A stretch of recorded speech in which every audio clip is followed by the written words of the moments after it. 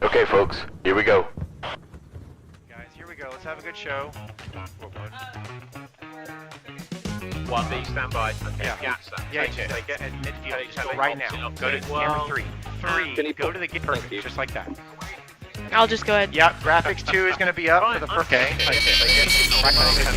Go Go right now. Go to camera 3. Go. Yep. Go to the get perfect, just like that. No music. I'm going to hand to Q. Sophie.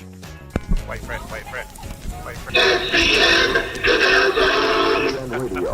On radio in the Canal Zone. All right, guys, mic check. Go ready. Okay, Ricky, mic. Yep, I am ready. Wait for it. 2.5. Willie, mic check. Yep, let's go. 1B, stand by. 10, Couple minutes. 9, 8, 7, 6, 5, 4, 3, 2, 1, and and we're live. Okay, and go for it, guys. Guys, hopefully you can hear us. I don't know if Ricky can hear us or not, but let me know, guys, if you can hear myself talking. I'm not Ricky. Oh, sorry guys. I just don't hear absolutely anything. But listen, welcome everybody. I'm going to be talking, but I cannot hear. Welcome to our podcast. Happy hour at the Balboa Yacht Club. This is our 110th show, by the way. So we're doing quite well there. And welcome to everybody in Panama that's watching us at the Canal Zone reunion. As you know, guys, this is a We're good. Yeah, I just checked on it. We can hear. Hosted by Willie Benioff and myself, Ricky Royo. And we're here to bring you a weekly podcast that talks nothing but Panama Canal Zone. It's people, it's traditions, it's history, it's towns. Anyway, it's a place where we all get together and like the famous song where everybody knows your name. It's a place we also come to toast the eighth wonder of the world. And here we are. Thank you very much for joining us and salute to our podcast and the Canal Zone. Yep, and I just double checked it, and yes, a couple people told me we can hear us. You be on your own because I cannot hear you. Yep, it's fine. It's okay. We're good. What I'm going to do, Ricky, is I'll point to you, and then you talk, I guess. But yeah, I'm not sure what happened here, but all of a sudden, Ricky can't hear us, or can't hear me actually. But anyhow, great show tonight. It is again Friday night. Happy out the Balboa Yacht Club, as Ricky said. You know, we're doing our weekly Canal Zone stuff, reunions and everything else, and getting all that nostalgia. But speaking of reunions, this weekend, of course, the Canal Zone reunion is going on. It started Wednesday night officially, but as most Zonian events, there's always the preseason and the lead up to it and so forth. So been seeing a lot of people posting as they've been arriving in Panama over the last probably week or two, getting ready for the reunion. And of course, the folks for the Canal Zone Reunion Committee have done an absolutely bang-up job, as they always do, to just put together a really, really amazing reunion. Been seeing a ton of pictures posted on Facebook, on social media, and it looks like, again, a very, very successful setup for these guys. Again, these guys just do a fantastic job. Alex Reyes and his group, and I always hate to say that because it's a big group. It's not just Alex Reyes, but nonetheless, they're doing a fantastic job, you know. So kudos to them. A lot of pictures there. We tried to get them set up. What we're going to do is next week we're going to do a recap of the entire reunion. We'll have a lot of great pictures and videos and talk about that, and maybe have some people call in and share their experiences of maybe going back to the Canal Zone for the first time in 30, 40, 50 years. You know, Class of 76 was there last night. They had a really, really cool function at the Marriott in Albrook. James Slater was playing music there, and so that was a really good time. But we've got a couple of things we're going to talk about here, Panama-wise, and we're going to see if we can do some hand signals here and get Ricky to talk about a couple things that he was going to bring up here. We'll see if we can work this thing out here.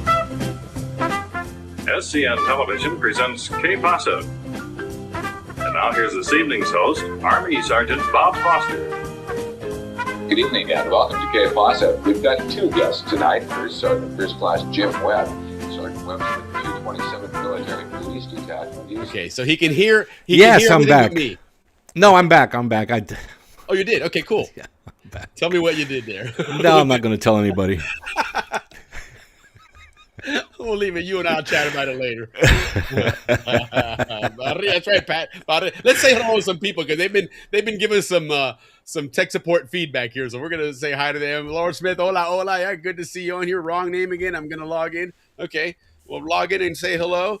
There we go. There's Jim Duffus. Okay, yeah, we are all ready to go here, and now we're working it out. I know we were running a little bit late because all of a sudden the sound just went out at the last second, and wouldn't you know it, we I get it figured know. out. That's unbelievable how that works, man. And it's always the littlest things. I mean, we do have about 13 things to touch, right? So you start going, okay, not this one, not that one, okay, not this one. Yes. Combination, and finally you hit the right combination. It's like, oh. Yeah. So of course we have a checklist now, and I'm going to put this one now on the checklist of things we got. Exactly. It's obviously growing. It's going to continue. It's growing, right? It's almost like getting on a plane now. All the checklist things we got to go through.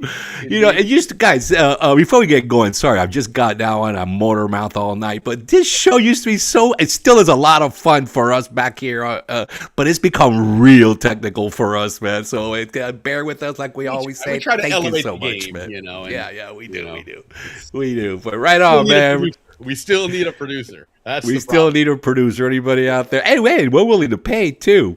Yeah, so anyway, let's get going. Sorry, everybody. Yeah, and we're good. But thanks, guys, for letting us know that it was working out and that we were both there. We're getting ready to start doing hand signals, even though Ricky and I don't know how to do sign language. But then again, I've seen in the news where like governors and stuff are standing up, and there's an imposter doing sign language. It's all fake and everything. So we would our own language. Yeah. All right. Well. All right, we got it. Let's go. Let's do this. Brother. Yeah, we got a great show tonight, by the way, guys. I'm sure Willie's already told you guys everything about it, but I've been looking forward to. I just met him, but looking forward to talking with Mr. Henter. Very, very, very important man in the Canal Zone, Absolutely. and looking forward to that. It's going to be a great visit. We've chatted with him a couple nights this week, getting things set up, and I mean he does have an amazing story. It really is. Just an absolute great story to tell. He's got a fantastic Zonian history, and then, I kind of call it post-Zonian history, although there's really no such thing as post-Zonian in that sense, right? But, after leaving the Canal Zone, his life took some incredible turns. I'll leave it that way. But nonetheless, he's just got an incredible story. We're going to get that going here and have him here joining us soon. But in the meantime, Ricky, what have you been seeing about the reunion? What's been standing out to you the most? Willie, we got a lot of reunion. God, we got so much bochincha, guys, to go through. But let's start with the reunion, because that is the number one thing that we're seeing in the Canal Zone community happening. But there's a lot of things actually happening, guys. So Wednesday it kicked off at Magoo's Tacos with Las Vegas playing and the beautiful Lisa Palm singing. What a great show. The pictures looks like it was a great turnout. And they had I think today was the golf tournament, Willie. Yeah. And that was a big turnout as well. Hey, we're getting a couple of drinks there, Willie. You see that? Thank you. Thank you very much out there. Big day at the reunion. Yesterday Thursday, guys. They had the golf tournament. I thought it was yesterday, but it was today. Yesterday they had the Howard Tour and the Brewery Tour. That looked like a really fun event. Lots of people. Henry HB, one of our local normal guests that we have here, he had a big thing at the Guild Theater last night. Yeah. But the big one, Willie, was James Slater playing at the hotel. That was I think they call it the Midnight Chicken Coop Party. And a lot of people went. Yeah, seen a lot of videos, a lot of dancing. They also had the pollera and all that stuff. So it was a pretty good event Thursday night. Yeah. Now Friday night tonight at 5:00, the happy hour started, and hopefully we're trying to get in contact with some of the people there at the Elks Club. Yeah. So right now everybody's celebrating at the Elks Club. I'm sure there's a lot of Zonians there, seeing each other for the first time in a while, and what else is happening today? God, I had all this written down. Class of '86 has their reunion going on there as well. That one is going on tonight. at the Diablo Here Spinning we Club. go. They're having their dinner and reunion there. So that should be a lot of fun. That should be exciting. Hopefully what we're really planning on doing, guys, is next week have a recap show and really discuss Yeah. the things that everything about the reunion, have a lot of pictures, and hopefully have some people that'll join us too to talk about it. So but yeah, that's going on tonight. There's also a at the Elks Club at 8 o'clock. There's a get together there as well. So maybe No, 5 to like 8, and then at 9 p.m. Sorry, we didn't mean to, but this you're is I good. did write down. At 9:30 at the Canal House, which is what a lot of people know as the Balboa Yacht Club. Right. They're having a big jam session called the Woodstock Jam. Right. So yeah. and I have a feeling that's everybody that wants to jam gets together and they all go at it. Sure. So that's tonight at. Well, as we've learned, the zone has a ton of musicians, man. A lot of musical talent in the zone. So. Oh yeah, we do. Yeah. And book writers like we talked about last week. No, for sure. So that's cool, man. No, I'm telling you, man. These guys every year they just outdo themselves in with that reunion and everything that they bring with it, and this is no different this year. It really is an absolutely bang up job they continue to do each and every time, man. Kudos to these guys. Salute, man. A toast to the reunion committee for the Canal Zone Reunion Committee, because just like we've learned that the reunion in Orlando every year is a monumental task. Same thing with this one down there. And imagine them. These guys not only are doing things, events in their hotels with vendors and presentations, etc., but they're also hooking things up for tours. You're going on boats. You're going on trains. They did that Al Sprague tour 2 days ago. Fantastic tour. And they, jump on the buses and go, to the admin to see a lot of his paintings there. They went to one of the banks downtown in Panama. They had, there were several places down there they went to. So the logistics involved in this is just top notch. Yeah, and Andrew Eftemida has a lot to do with all that. And by the way, speaking of Andrew, right now everybody's getting right back from the Twilight Bay cruise. Yes. So that's just ending now, and then from there, I swear I'm sure everybody's going to be heading over to the Elks Club. Yep. And from there, then you have the big Friday night out show at the Canal Zone House in Amador from 9 to 11 p.m. Canal Zone music featuring Woodstock. So I don't know. That just means a whole bunch of Zonians are going to be out there jamming tonight. You don't want to miss that out. Yeah. But Willie, moving on. Sorry, since I'm on the Canal Zone reunion, tomorrow is the big event. Guys, tomorrow it's on the daytime. You're going to be at the pool. A lot of stuff going on. Vendors are open now, and I've seen pictures of that as well. Willie, looks like top-notch stuff there, bro. I saw several of the coffee people from Boquete are there, and one of them just roasted a new batch for the reunion like a week ago. So you're talking about getting some real fresh roasted Boquete coffee, man. Yes. Yeah. So, this is unbelievable. And then also tomorrow night, now this is a very important announcement, it's the Panazonian Ping Ding Finale. Yes. And, there's going to be a lot of food and a lot of drinks there, but what there's not going to be a lot of is parking. So make sure you get there, Uber, all the hotels, the 3 hotels that are participating.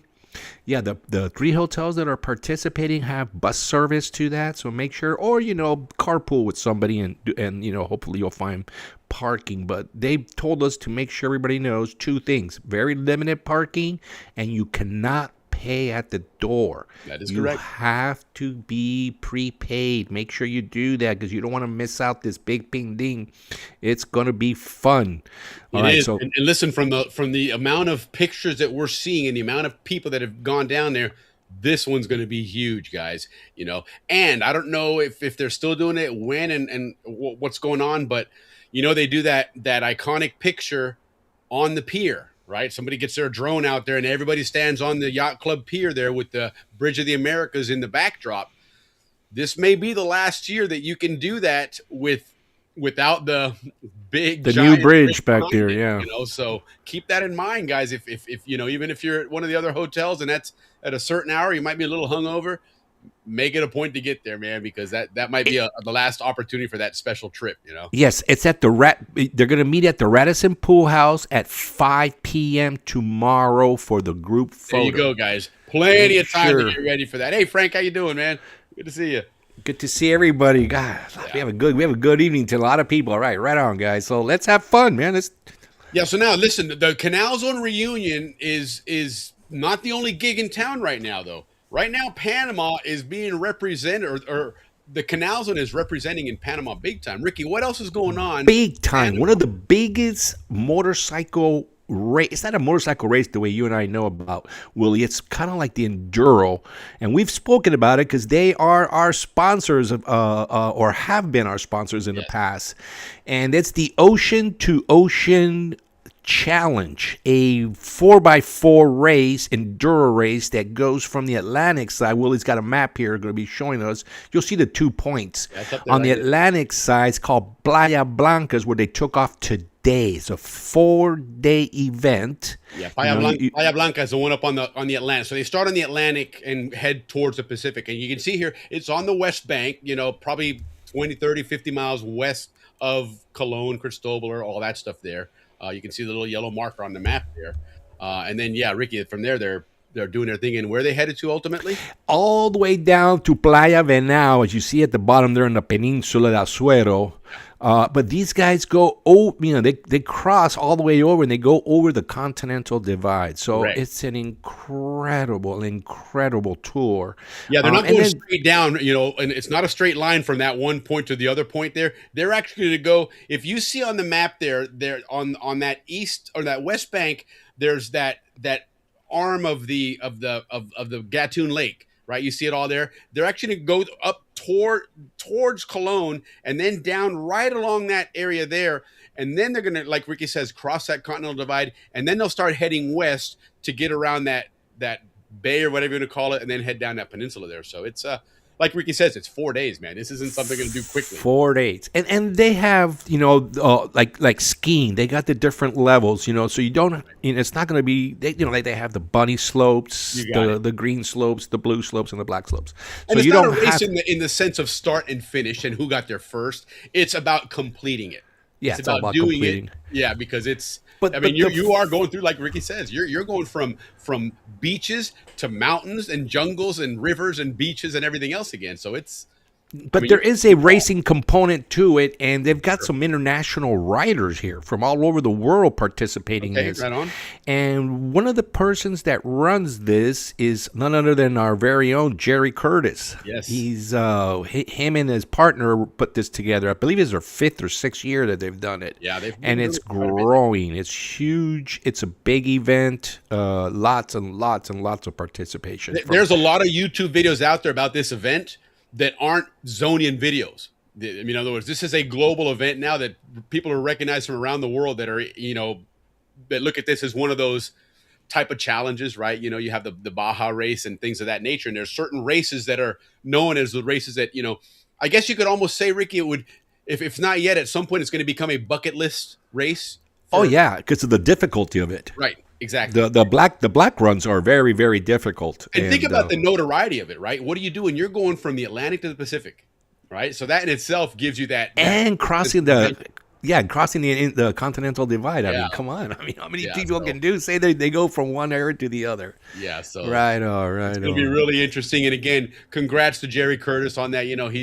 He's. I mean, this guy's done just so many amazing things, in his career and he continues, so good stuff there. It's going to be exciting to do that.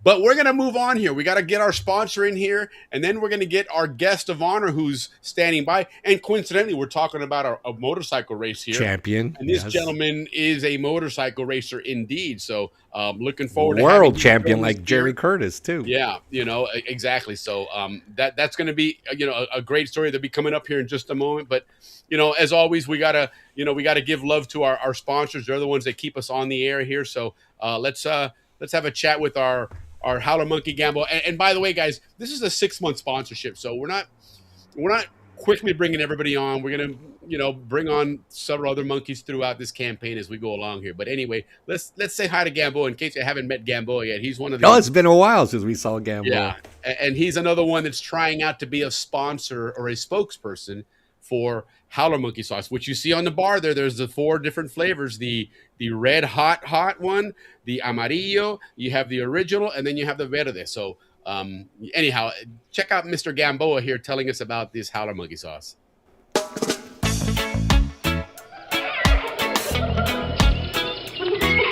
Howler Monkey Sauce sent me to the jungles of Panama in search of their new spokesperson, and let's see if we find them.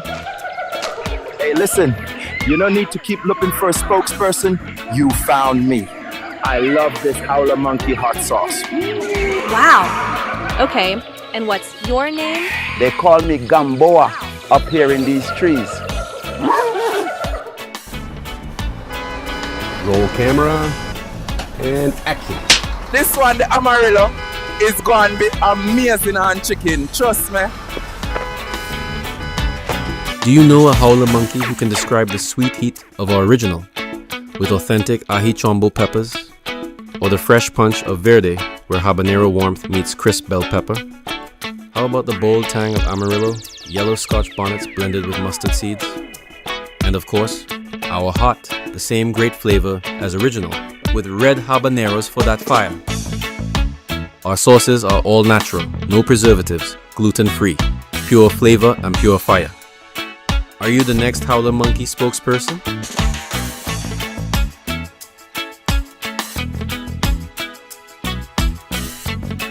Okay, we got it. We got it. All right, so Yes. that's our howler monkey, our sponsor. That is Gamboa, and then we've got Mac also, who grew up around Howard Air Force Base.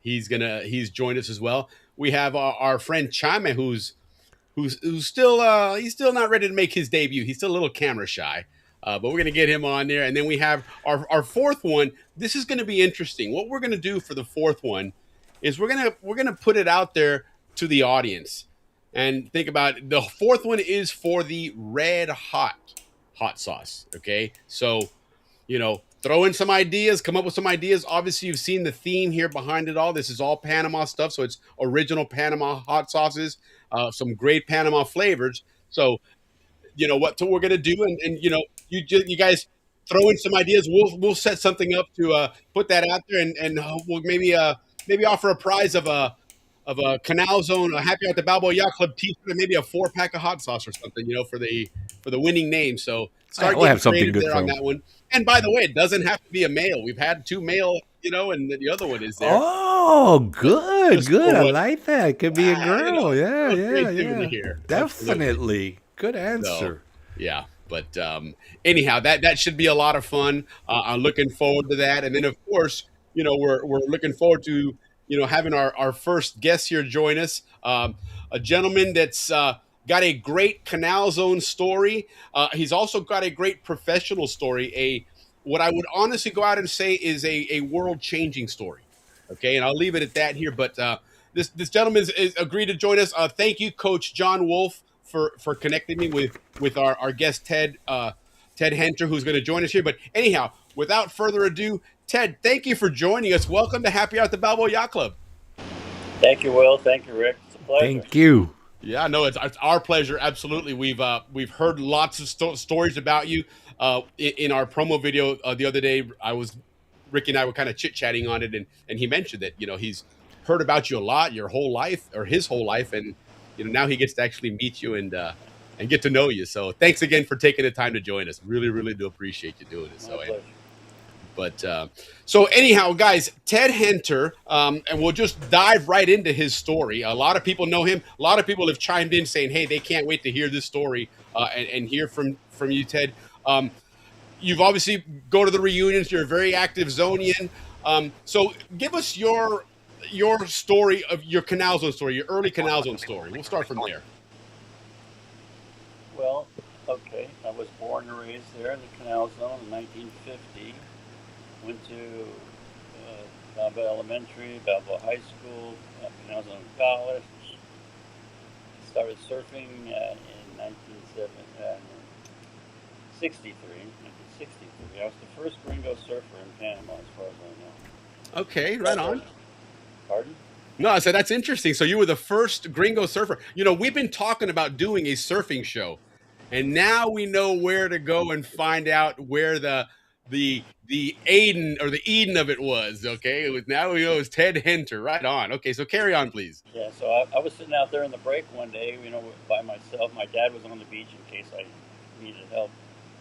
I was, 13, 14 years old, and I see these two Panamanians walking down the beach carrying surfboards. And it was Ruben Miro and his brother Tomas Miro. So they were the first surfers in Panama, to my knowledge. I was the first gringo surfer. So, and then a lot of other Zonians joined us. And where did you guys surf? I remember Rio Mar being a real big surf spot for your age group. Yeah, it was. That's where we all started. And then one day, my dad and I, it was my dad's idea, let's go look for some surf spots. So we cruised up to Gorgona, and in years past, we could look east back towards the canal. We could see the blowback off the wave. And so I said, let's drive down there. We had a Jeep. We drove down on the beach, and there was this beautiful little break, beautiful waves, very small, 1.5 to 2 feet high. But it looked just like the pictures I saw in Surfer Magazine on Malibu. So I named it Malibu. And over the years, that name has stuck. So now if you go up the Pan American Highway, you'll see a development for Malibu. And it just came out of that one day with my dad. A lot of surfers in my generation, we're in our 70s now. We love that place. It had a beautiful break. It had an offshore breeze most of the time.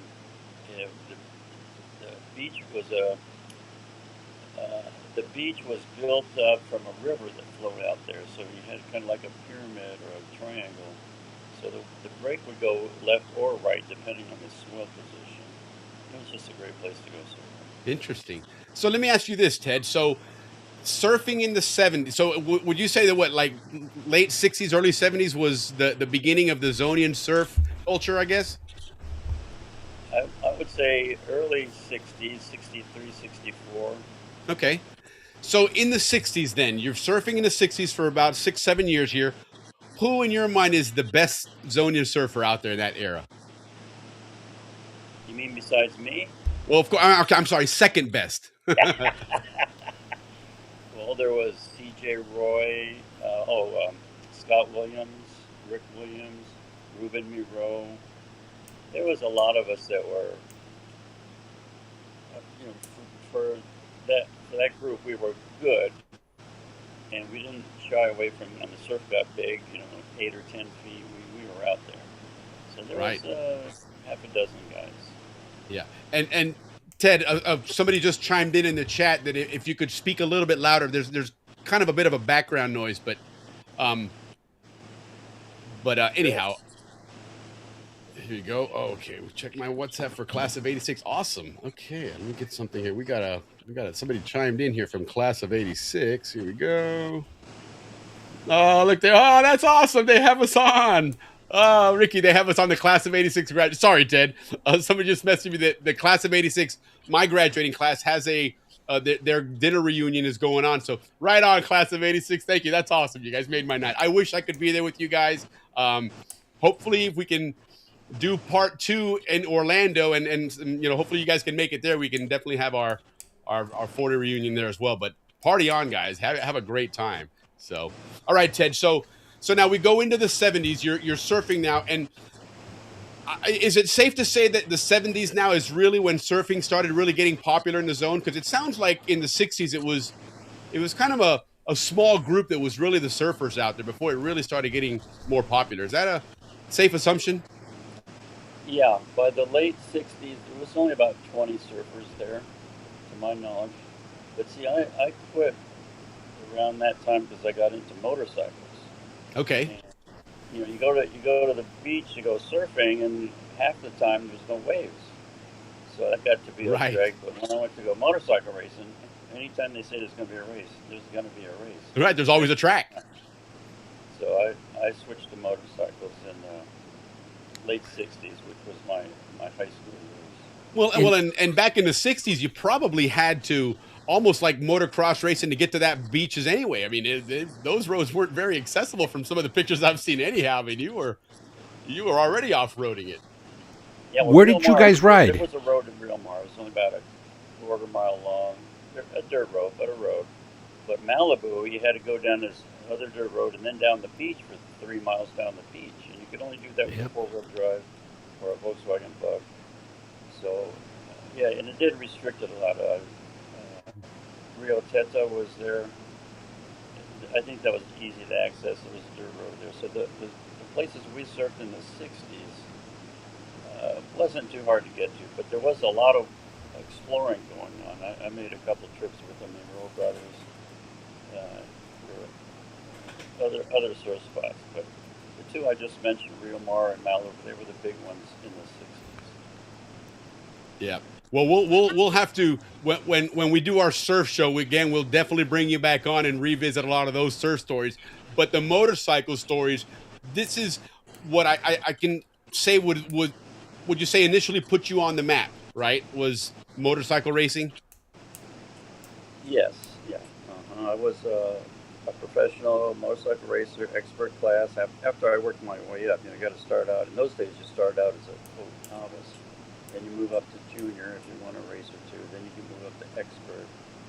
So by the time I was 23 years old, I was expert class in the U.S. and I was fastest qualifier at Daytona. I was second at Talladega. I won the Grand Prix of Canada. I had some good successes and a lot of failures, to be quite frank. Well, that's part of learning is the failures as well, right? I was very exuberant, so I sometimes pushed it too hard and I crashed. A couple times I had mechanical problems. I crashed in Laguna Seca. I cracked a vertebrae in my neck, a broken collarbone, a broken ankle. Wow. Okay, yeah, we seem to have lost him. He fell out here. Hopefully he'll jump back in here in just a moment. I think there is a bit of a connection issue there, but yeah, that's incredible. I didn't, he had mentioned briefly about the surfing, but we were focusing a lot on when we were chatting with him about the motocross. Yeah, no, we have been trying to get this surfing show, and now we know where it started because that's what we were looking for. Is where did it start? We've heard that Panamanians were already doing it, and he just now let us know that is the fact. Yes, he just confirmed that. Absolutely, that's awesome, man. So that's great. And then surfing, and then at some point he decided, hey, I want to get into the motocross racing, and well, surfing, I mean, that's probably why. Two reasons why I never surfed, right? A, Jaws. B, was that. Half the time you went out there was nothing to do. It's just flat. Or we didn't have all the technology to let us know where the waves are like they do nowadays. So, missing, you can't miss waves nowadays. So hopefully we'll get Ted back because his story is phenomenal. But so far, what we've learned is he graduated in '69 from Balboa High School. Ted, started surfing as a 14-year-old, which sounds very, very Zonian. Yeah, right. One of the things that the Zonians, that you guys all remember, like to do was skimboarding. When every time it rained, we had our little boards, and we would just skim, especially El Prado, because I lived right in front of El Prado, and so I can see where surfing came from. And then Ted took up motorcycle. I'd like to find out where in the Canal Zone he started riding, because through Jeremy found out that not only that was there motocross, but there was also flat track. Yes, in the Atlantic side. And I think by the motorcycles that I've seen Ted ride, it seems like he was more like a street racer. Correct. Yeah, that is correct. Yeah, I think we got Ted back. Yep. Oh, you're right back. on. Okay. Oh, it sounds better.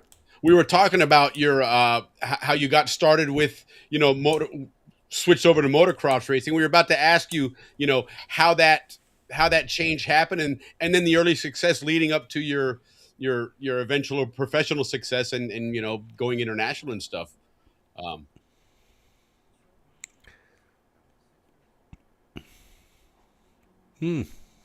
Ever since then, I wanted to be a racer. So by the time I got to be 15. I could get a motorcycle and license instead of a car. So of course I got a bike, and then of course I wanted to go race it, and I went racing with the Isthmian Motorcycle Association, and I had a lot of older friends that were bike riders, Bill Weigel, Larry Lehman, Mike Bell.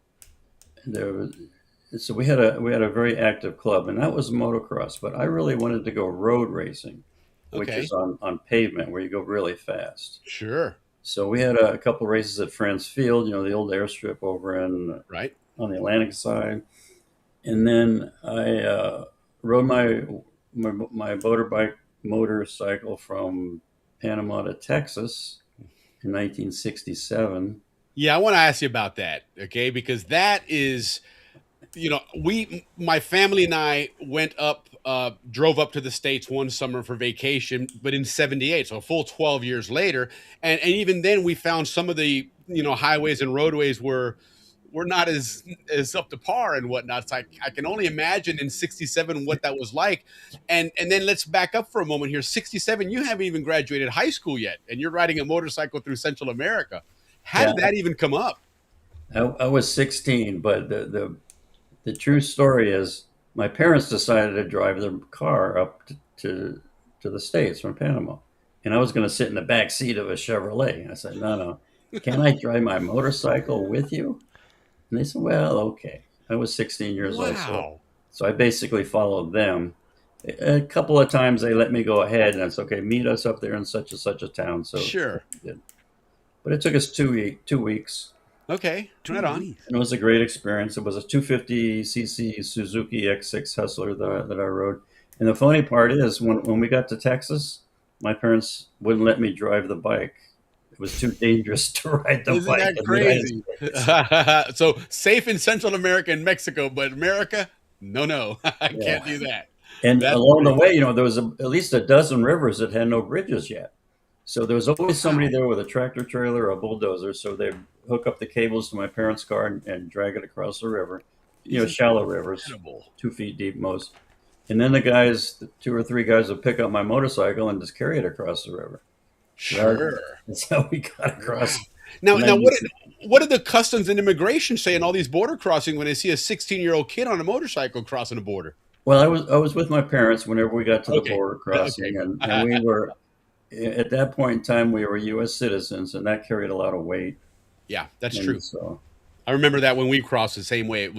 We got hurried through a lot of places. For us, the scariest part in '78 was it was still the middle of the Civil War in Nicaragua. So, we had family in Costa Rica. We stayed at there. They had a farm that was fairly close to the border. So we stayed there for about a week. It was just a fun time there. And then we got up early in the morning and crossed the border into Nicaragua. And by 3 PM, we were in Honduras. I mean, we were stopping maybe for a fast bathroom break, and that was it, and get the heck out of there.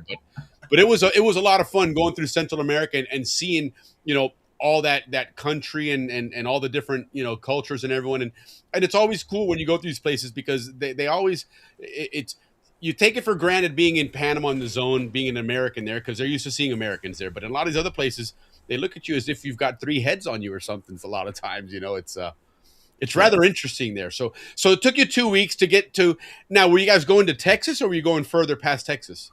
No, I was going up to Minnesota to work on my cousin's farm. So I spent 6 weeks working on his farm up there, and then we went back to Panama. And those 6 weeks, I realized I don't want to be a farmer. I better go to college. That's funny. I love it. That's awesome. So now we get to 69. You graduate BHS class of 69, right on, and then from there, where's your motorcycle career now? Well, my freshman year, I went to California, go to Northrop Institute of Technology. I bought a 250 Montesa there, and I did a little bit of racing there, not much, very amateur. So I didn't have a group with me. I didn't have a team. I didn't have friends. So I went back to Panama in '71, and my buddies and I went to the Central American Road Racing Championships in Guatemala. Wow. And I borrowed a bike from the Honduran team, and I placed 3rd. So I thought, gee, this is pretty cool. So in 72, I went to the University of Florida, and I bought a bike, and I went racing in the novice division. It's a professional division in the States, but it was novice. And I won a couple races. Next year, I got promoted to junior. I won a couple races. In '74, I got promoted to expert.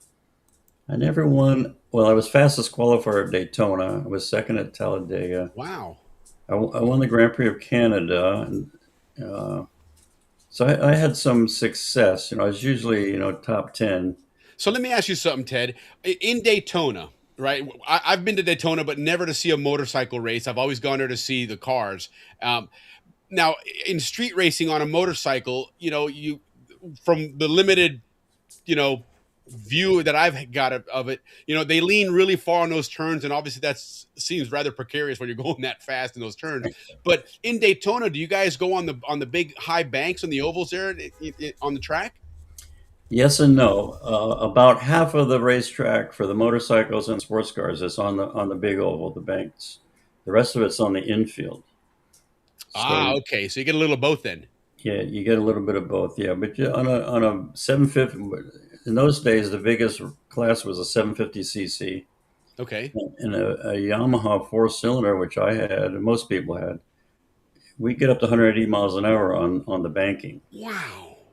And then in the infield, you slow down for the infield, of course. But sure, if you're familiar with the track, you come from the infield. You come out on the banking on NASCAR turn 2 and go down the straightaway. Yeah, and then you hit NASCAR turns 3 and 4, and then you're back to. Okay. Yeah. So you get some pretty good speed coming out of that turn 3 and 4 then. Yeah, you're doing 180 miles an hour in the expert class on a 750. Wow. And I imagine you got to hit the brakes as you go into the road course end of it, right? The road course is a 180-degree left-hander, but you're quite a bit slower there, probably 80 miles an hour going through there. Okay. It was exciting. And Talladega was very similar because of the very big NASCAR-type tracks. Yeah. Similar idea with Talladega. But I want to race in Road Atlanta. That was probably my favorite track. Okay. And that's all road course, isn't it? Yeah, that's all road course. And so is Mosport Canada. I was racing there on a Kawasaki hired me in 73 to race there in a 24-hour race. So there's 4 guys on a motorcycle at one at a time, of course.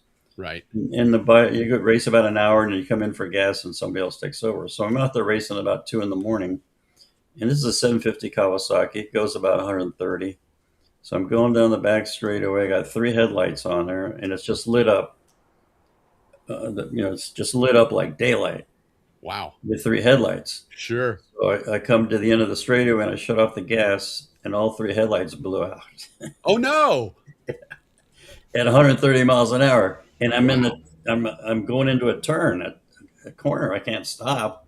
So it was just a muscle memory. Right. I didn't have time to think. I just leaned into I put on the brakes, I downshifted, leaned into the turn, and I made it back to the pits.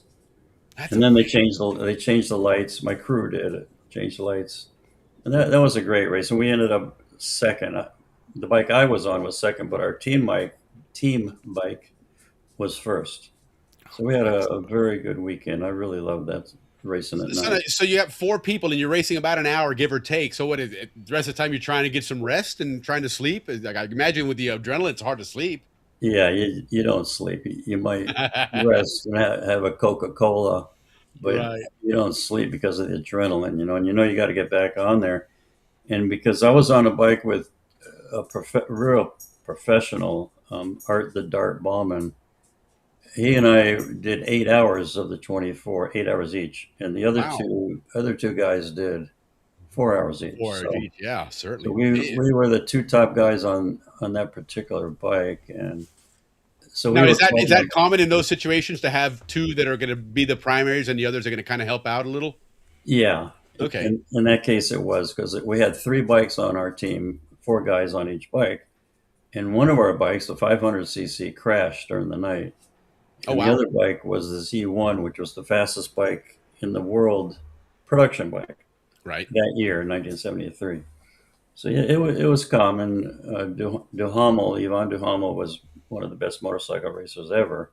He was on the number 1 bike, and a good Canadian was with him, and then other not so good Canadians. And like on the bike I was on, it was a California guy and me, and then a couple of Canadians. So that was quite common to have a couple of really fast guys. And I think the issue was we were getting paid. So some of the guys with 12 riders, right? Kawasaki might have been trying to save some money because back in '73, very few people were getting paid to race I was going to say there wasn't the money in the sport that there is today. That you know, if you're getting paid, you got to be pretty damn good. I would assume. Yeah. Now you guys are too young to remember the Arab oil embargo. That happened in 1973. Right. So in 72, there was like 24 motorcycle racers in the United States that were getting paid by the big factories and by distributors and parts manufacturers and whatnot. By the time I got to be an expert, there was only one guy getting paid by the big motorcycle companies. Wow. So the money disappeared. The same with boats, RV, recreational vehicles. Certainly. All the recreational motorized things like motorcycles, the money went away because if you had to wait in line to get gas to get to work, you're not going to buy gas to. Yeah, they're not prioritizing a motorcycle race. That's for sure. Wow. So one of our folks is chiming in. One of our guests, Jim Duffus, he's mentioning here, Billy Waggle, Mike Bell, and Larry Lehman were always great to watch on the flat track. Later, Jerry Lee Ransom showed everyone what could be done on a Bultaco Astro. Interesting. So do those names ring a bell to you? Yeah, those first three guys are my good buddies. Weigel, Lehman, and Bell. They're my good buddies, and they were excellent racers. Nice. The last fellow, I don't know. He's much younger than me, and I left the Canal Zone, you know, in 72 to go to college. Right. So I missed the really the golden era of Panamanian motocross racers. There's a lot of good ones. Yeah. Oh yeah, indeed. Well, and that's like we were just mentioning earlier before you came on was, Jerry Curtis, who's had a great career, and he's in his 60s and still winning races, and he's just doing an amazing job. And him and a partner of his, a Panamanian, have started this ocean to ocean motocross race. I heard that. Yeah. Jerry's a friend of mine. I was just I had lunch with him about three months ago. Oh, wonderful. And I used to go bush riding, jeep riding with his father. Absolutely, yes. Well, he was mentioning that's how he got his start. Was he'd go behind his dad in the Jeep, on his little motorcycle, and that was one of his first early taste of motocross racing, and obviously it was. There's a lot of good motocrossers in Panama. I was not a good motocrosser. I never was very good at it. I never really liked it, but I did it because that was the only racing around back in the in the late '60s and early '70s. Right. All I wanted to do was road race, and so I did that once I got to the States. And was there any road racing other than France Field in Panama? Like, was the Panamanian guys involved with any of that road racing? Yeah, there was. We did a couple races at France Field. I wasn't there. I happened to be in the States at the time, but there was a race on Balboa Avenue. Oh, wow. Interesting. Probably around 72, 73. And there was actually a custom-made racetrack out by Tucumán Airport that a gringo made, and it was a very short track, but it was a very nice track. I raced on it a couple times, but it was based on one of those red dirt hills, and so when the rains came, it got washed. Yeah, no kidding. Yeah, because that's that clay. Yeah, that's stuff.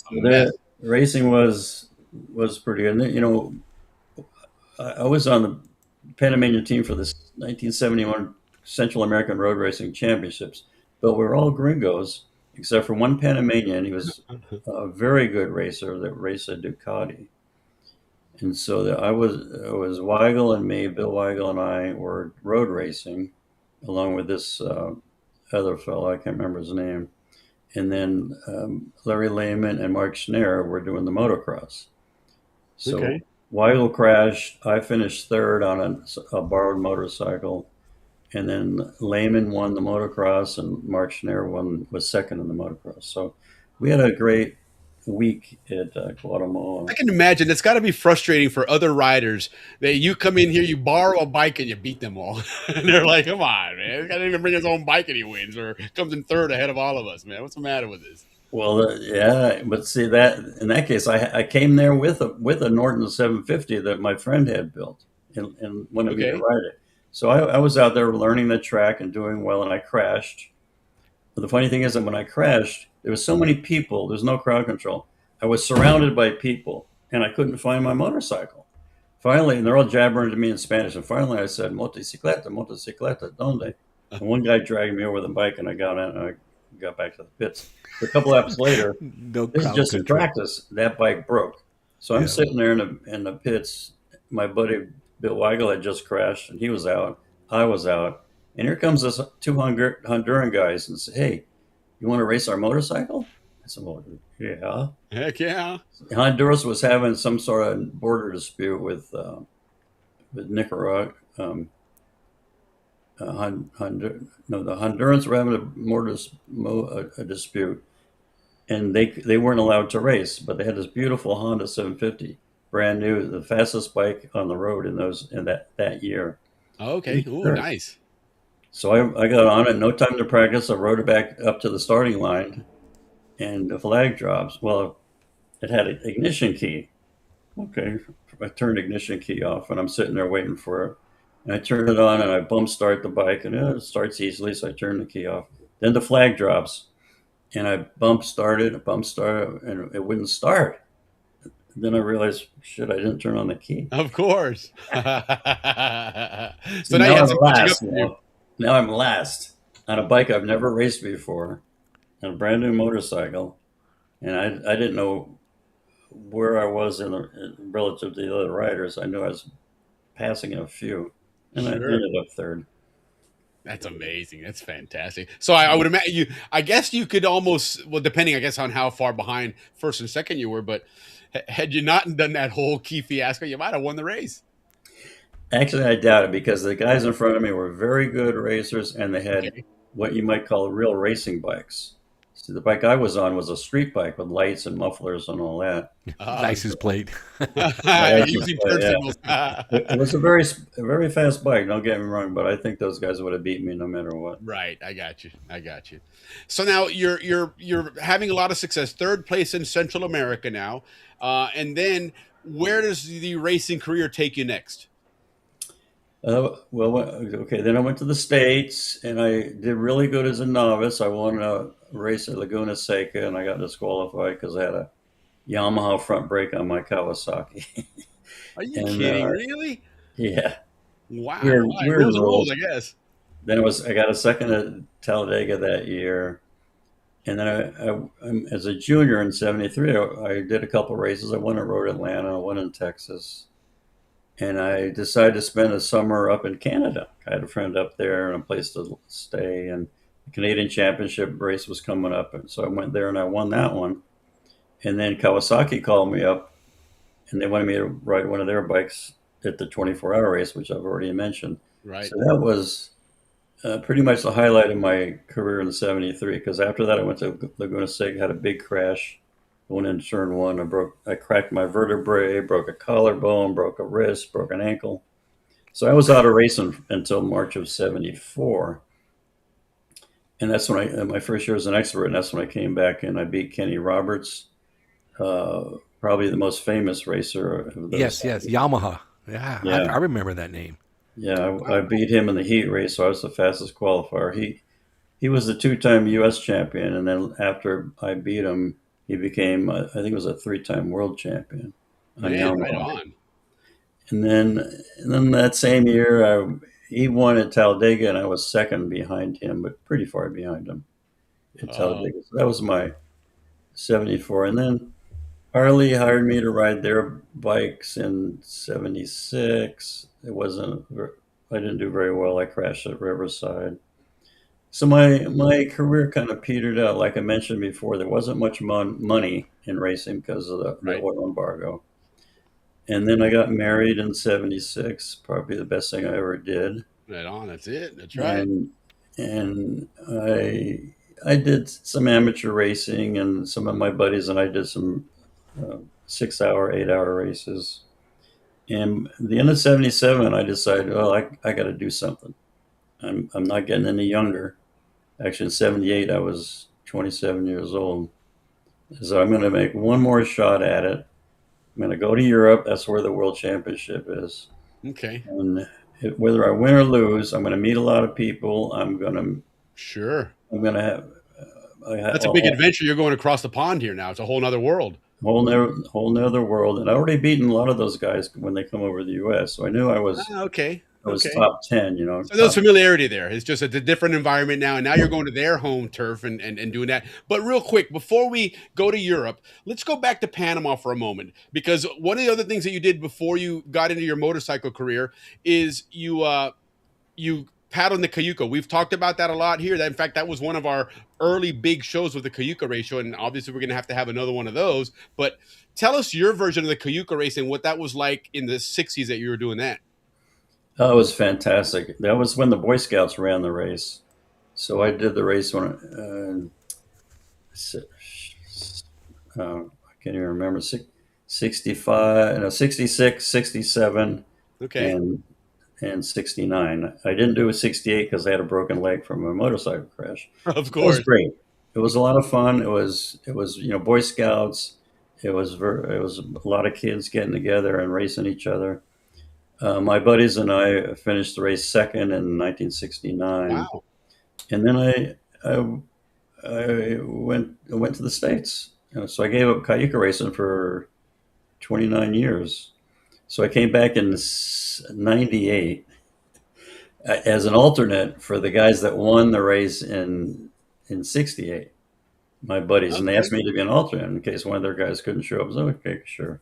So I get to Panama, and they don't need an alternate. So somebody else comes along and says, "Hey, Ted, we need another paddler. You want to race in our boat?" I said, "Well, I guess so. I don't want to I don't want to be a spectator."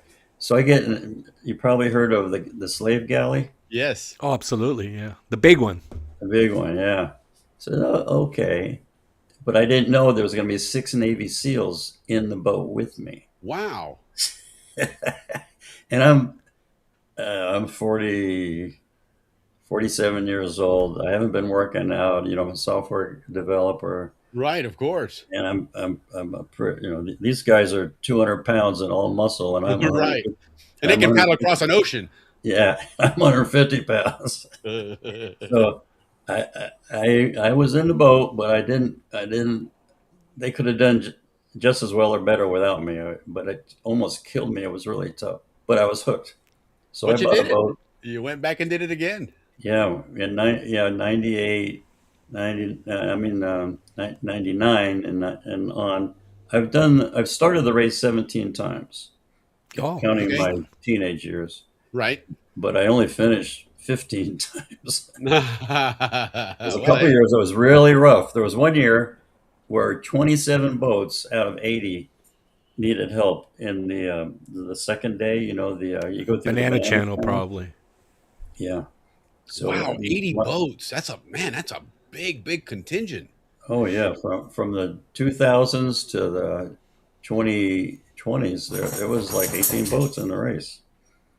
And so anyway, my boat and I, we had a tough time. We swamped about 6 times in the Banana Channel. And the same thing happened another time. But well, yeah. So I'm not a professional Cayuga racer. Right. But I was in a boat. I finished second in 2002 with a couple of young guys and a friend of mine up here in St. Pete. So I really enjoy the Cayuga race. It was a lot of fun. It still is a lot of fun. I have 2 really good Cayugas on my house in Panama, in case anybody's interested. Oh, right on. Okay. Well, yeah, I know they do a lot of what they call regattas now, and it's kind of evolved what they do down there, but it's still Yeah. it's a great history and a great legacy here. And then Dodd Dupree's chiming in here in the chat. He said, "Great to hear this directly from the source after hearing so many stories from my mother, Janet Sutherland, who absolutely loved Ted and his wife. Respect." Right on. That's cool. Thank you, Don. Yeah. Yeah, that's great. Great story there. Oh, All right, yeah. The younger generation always heard about Ted. Yes. Growing up, we always heard about Ted. Ted Henter. Yeah. And here we are with Ted. Yes. 100%. And, it's something that's been brought up several times that, hey, when are you going to have Ted Henter on? Because it really is. There's a great story there. And we're going to go ahead and switch gears here with this story, because you get to Europe now. And then this is where, obviously, your life is going to change, in a very dramatic way, and really kind of rewrite your future and really rewrite the future of a lot of people, as we're going to find out here. So tell us about Europe now, and where you ended up, and how all that kind of transgressed. Sure. Now, one question. Can you guys see me? No, we can't see you, but I've got a picture of you up. I've got a picture of you and Mel. All right. Yeah, we still have that technical problem. Okay. Yeah, I decided to go to Europe. I was going to go one more shot. If I didn't succeed as a motorcycle rider, I would work at being a motorcycle race engineer, because I had an engineering degree, and I was very clued into how motorcycles work. So motorcycles was going to be your life and your career. Yeah. So one night I'm leaving the racetrack at Brands Hatch, and I'm stressed out. I was jet lagged. I had a lot of things on my mind. I didn't have a lot of money. I had 3 motorcycles being shipped over to Europe for the next race in Spain. I was in 8th place in the World Championship at that point. And I'm going back to my buddy's place in London in a rent-a-car, and I forgot you're supposed to drive on the left. Yeah. In England. So next thing I know, I see the lights ahead of me, and I swerve to the right like an American instinctively, and the British guy swerved to the left.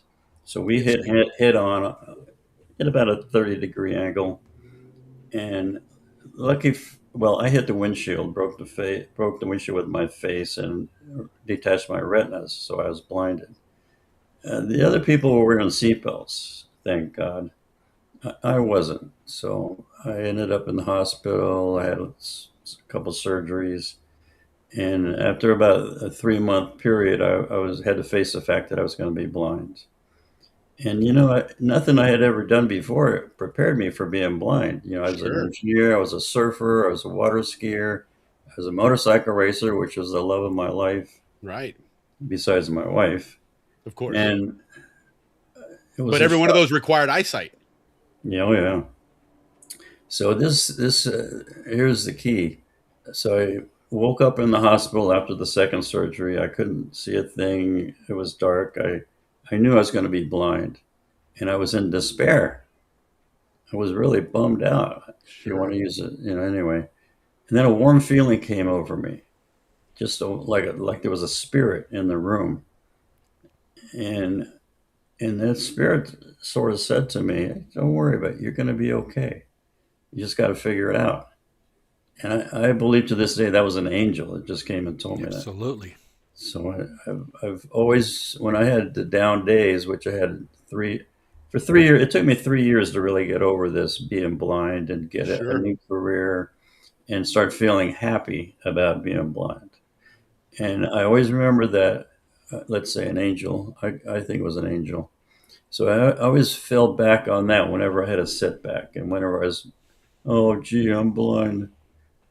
I always fell back on that. So, but after 3 years, I had been back to college. I learned how to be a computer programmer. I got a job with this guy named Dean Blasey, who's world famous in the business of technology for blind people. Okay. And then when I walked into his office, I felt this is where I belong. This is really great, and my self-esteem came back. Okay. And let me ask you, Ted, this gentleman that you went to work for, was he also blind? No. Okay. But he grew up next door to a famous blind inventor, Tim Kramer. Oh. And so he would cut Tim's grass and do other favors. Sure. So there was a connection there anyway toward. Yeah, there was a definite connection. And Dean went to college, and he was an electrical engineer, a computer scientist. And then Tim called him one day and said, "Hey, if you can make a talking telephone directory for the University of Kentucky, we can employ a couple of blind people." So Dean went to work on that and made a talking telephone directory. Wow. So when you called the University of Kentucky in those days, you might be talking to a blind person. And then they would look up on the talking computer, the caller would want Professor so-and-so, and then they'd punch in the number. And so then Dean made this talking computer that the state of Florida bought for me, and I got a job with Fortune Hotels. That's another story. And Dean and I became friends because I kept calling him up and saying, "How can I do this? Why doesn't it do that?" Right. So after about a year, he hired me, and I learned an awful lot from him. That was like a PhD in computer science. So that's how my career in what we call access technology, computers, high-tech stuff for blind people. Thanks to Jeff Fortune, who gave me my first job, and Dean Blasey, who taught me most of what I know. And then Dean's company went out of business for a variety of reasons. And I got hired by this guy to train him to use computers, because that was what I was doing then as a consultant. So I went to Chicago to train this blind guy, and I was blind, and I knew more about computers than he did.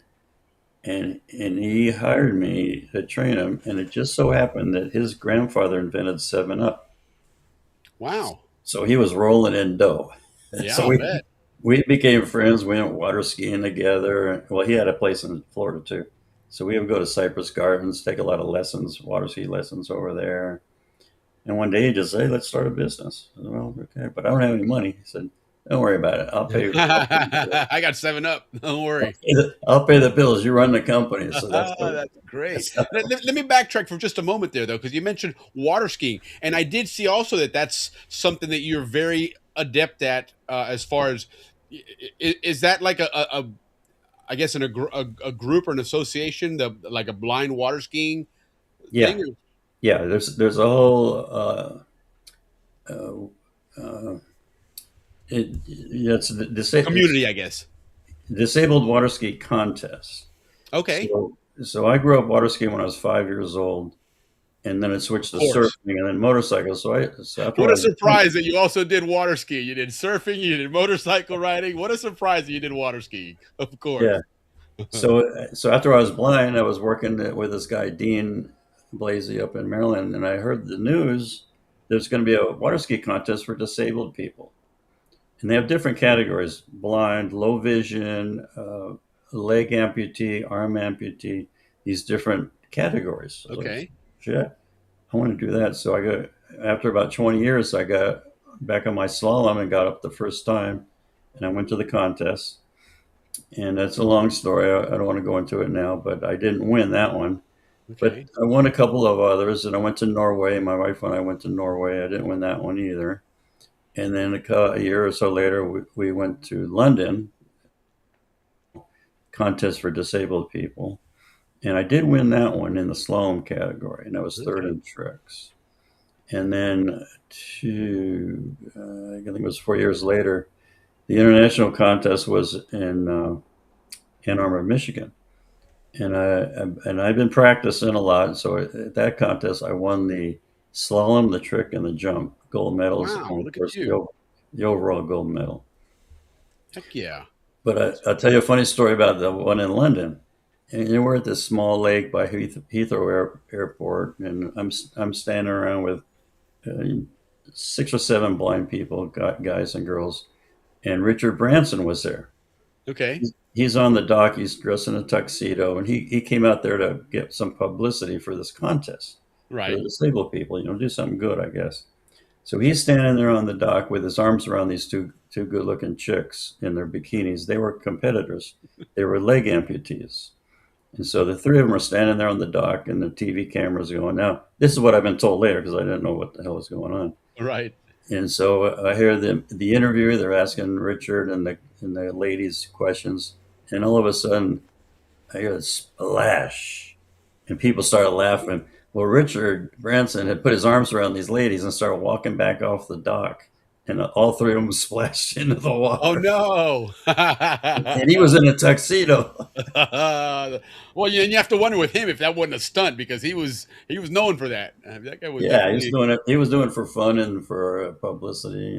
Good for him. Everybody loved it. Everybody started laughing. Even the blind people started laughing when we found out what happened. That's great. Let me ask you this: so you were going back to your accident. You were in London. You had your surgeries and all that stuff. How long did you remain in London before you left? Well, it's a good question. They didn't know that I was going to be blind. They kept telling me, "Oh yeah, you can't see now, but one eye is full of blood, and that will clear up." The other eye was damaged by the glass in the windshield. Well, it didn't clear up. Then they figured out I had a detached retina, and I could go to Russia or United States. So I spent 6 weeks in London because I had a broken knee also.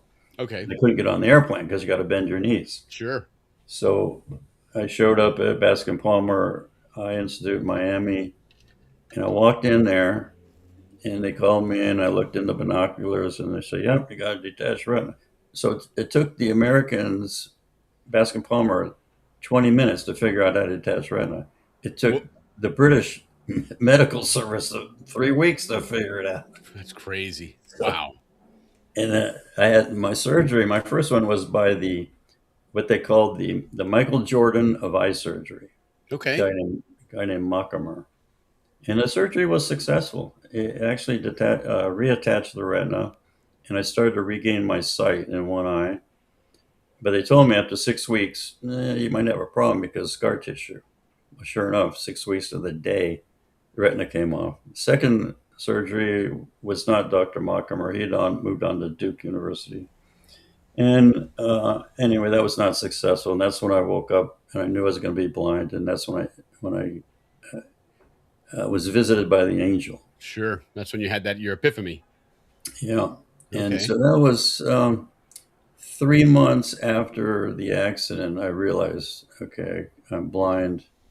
And I'm not going to say that I just went to work at figuring it out. It took me a while to overcome the emotional. It's a big adjustment too in your life. Yeah, big adjustment. I didn't know what I could do as a blind person. Right. You know, out of the blue, this is the way my life goes. Good things happen. I had this counselor, a guy about 65 years old, Division of Blind Services counselor. That's a state agency that helps blind people. And I was trying to figure out what to do for a career. And he said, "Well, you already have an engineering degree. Why don't you go to learn how to be a computer programmer?" I said, "Well, that's a good idea." Okay. That's what I did. Right on. Hey, good thinking. And I've been doing that for 40 years. Right on. And then now, and I know we're kind of jumping around different areas here, but I'm trying to connect some dots and stories here then. So back to the water skiing then, and you went back to London. Was that difficult having, going back to kind of for lack of a better term, the scene of the crime? That's a very good point. I haven't thought of in years, but yeah, it did freak me out when I was in a car and we're driving on the left like I should have been. Right. It definitely freaked me out. I don't even think about that anymore because I'm so used to being blind now. But when you ask a question like that, and when I think about those early days when I just got out of the hospital, I was still in London.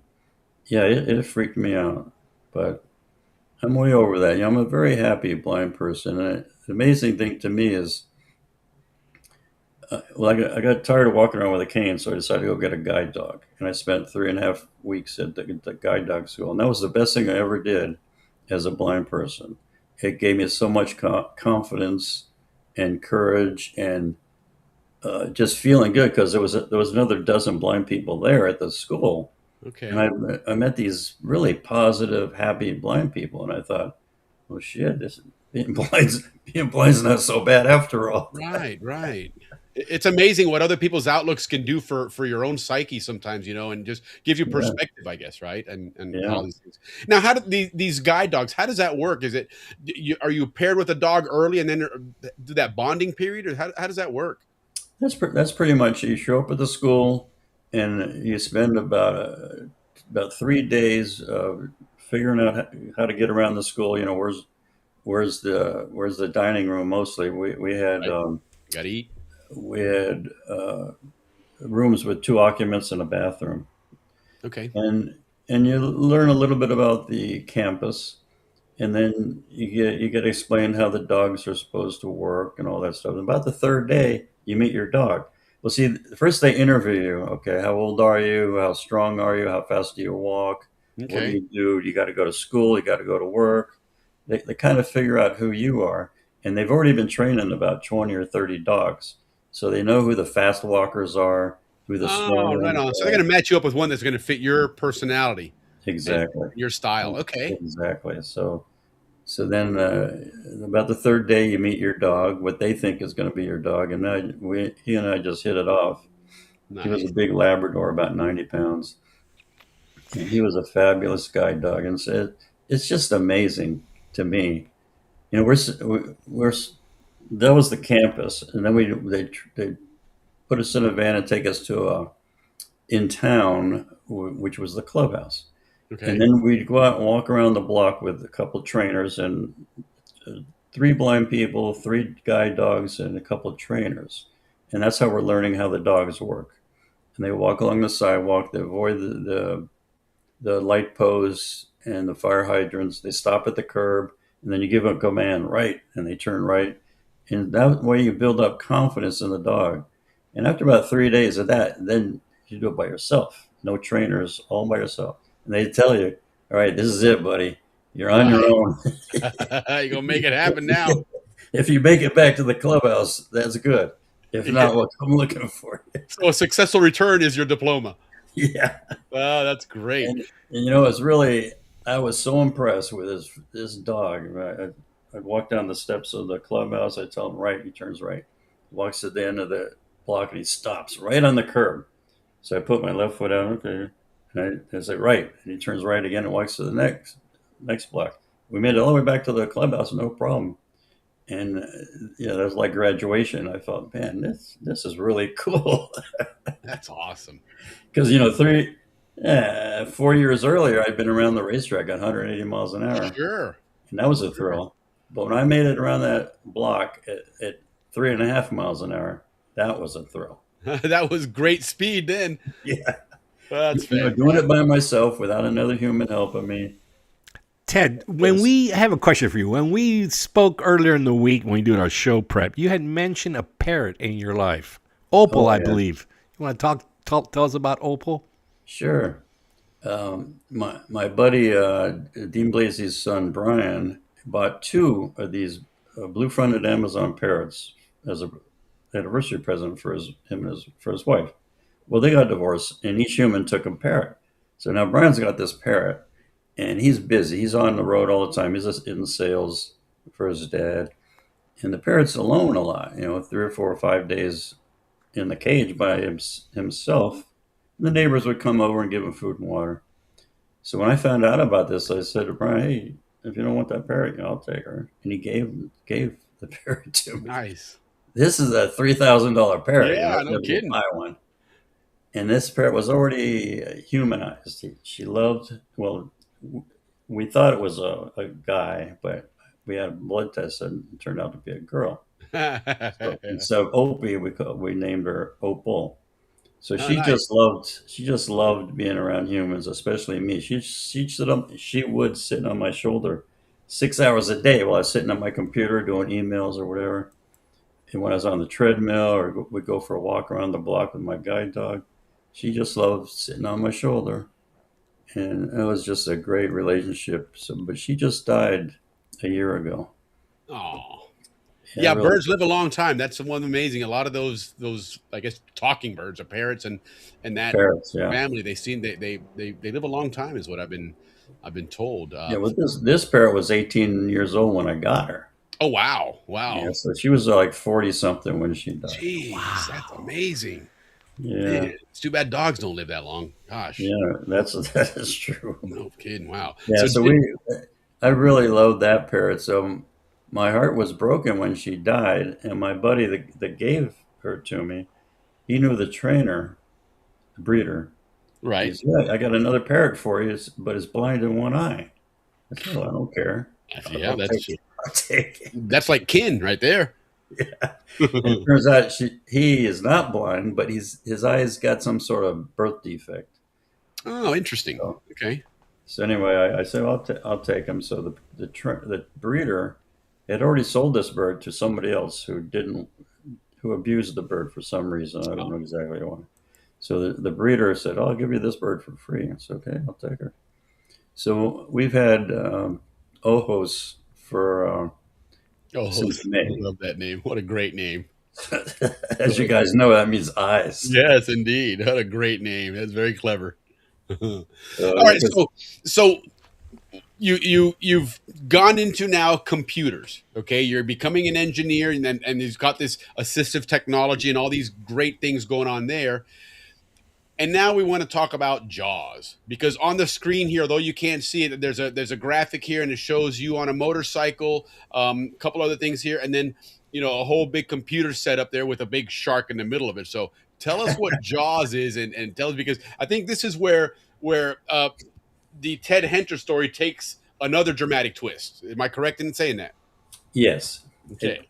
If you, yeah, I'm very well known in the blindness community for developing Jaws. So my buddy Dean Blaze, who I mentioned, I worked for him, and I learned a lot about making computers talk. But his business, he went out of business, and that's when I met Bill Joyce. And I'm training Bill Joyce. And when I'm training him, I say, I wish it would do this, and I wish I could make it do that. And so finally, like I mentioned, Bill says, "Well, let's start a business." So we did. Bill was paying the bills. I was running the company.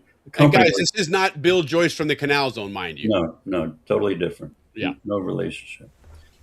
So we're developing the screen reader for DOS. MS-DOS. That was before Windows. Okay. And I knew a lot about it because I'd learned from Dean, and Dean and I had done a lot of really cool things for screen readers. Excuse me.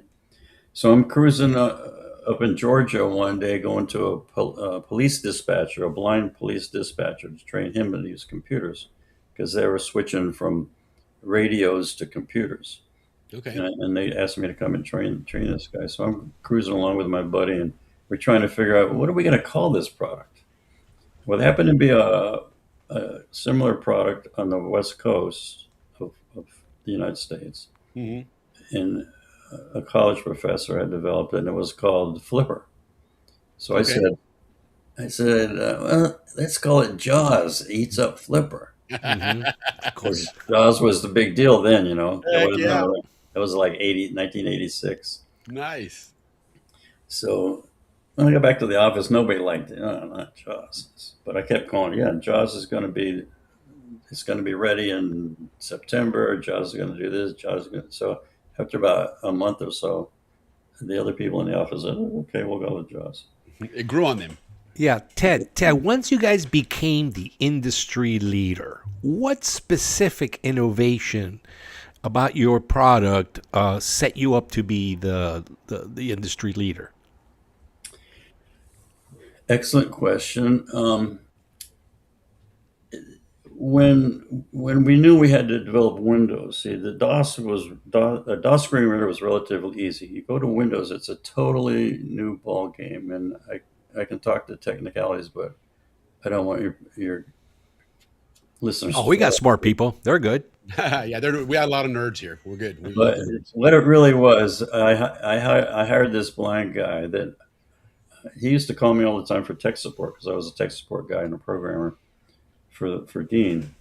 And we became friends, and I knew he was very smart. He worked at UCLA, a very smart blind guy.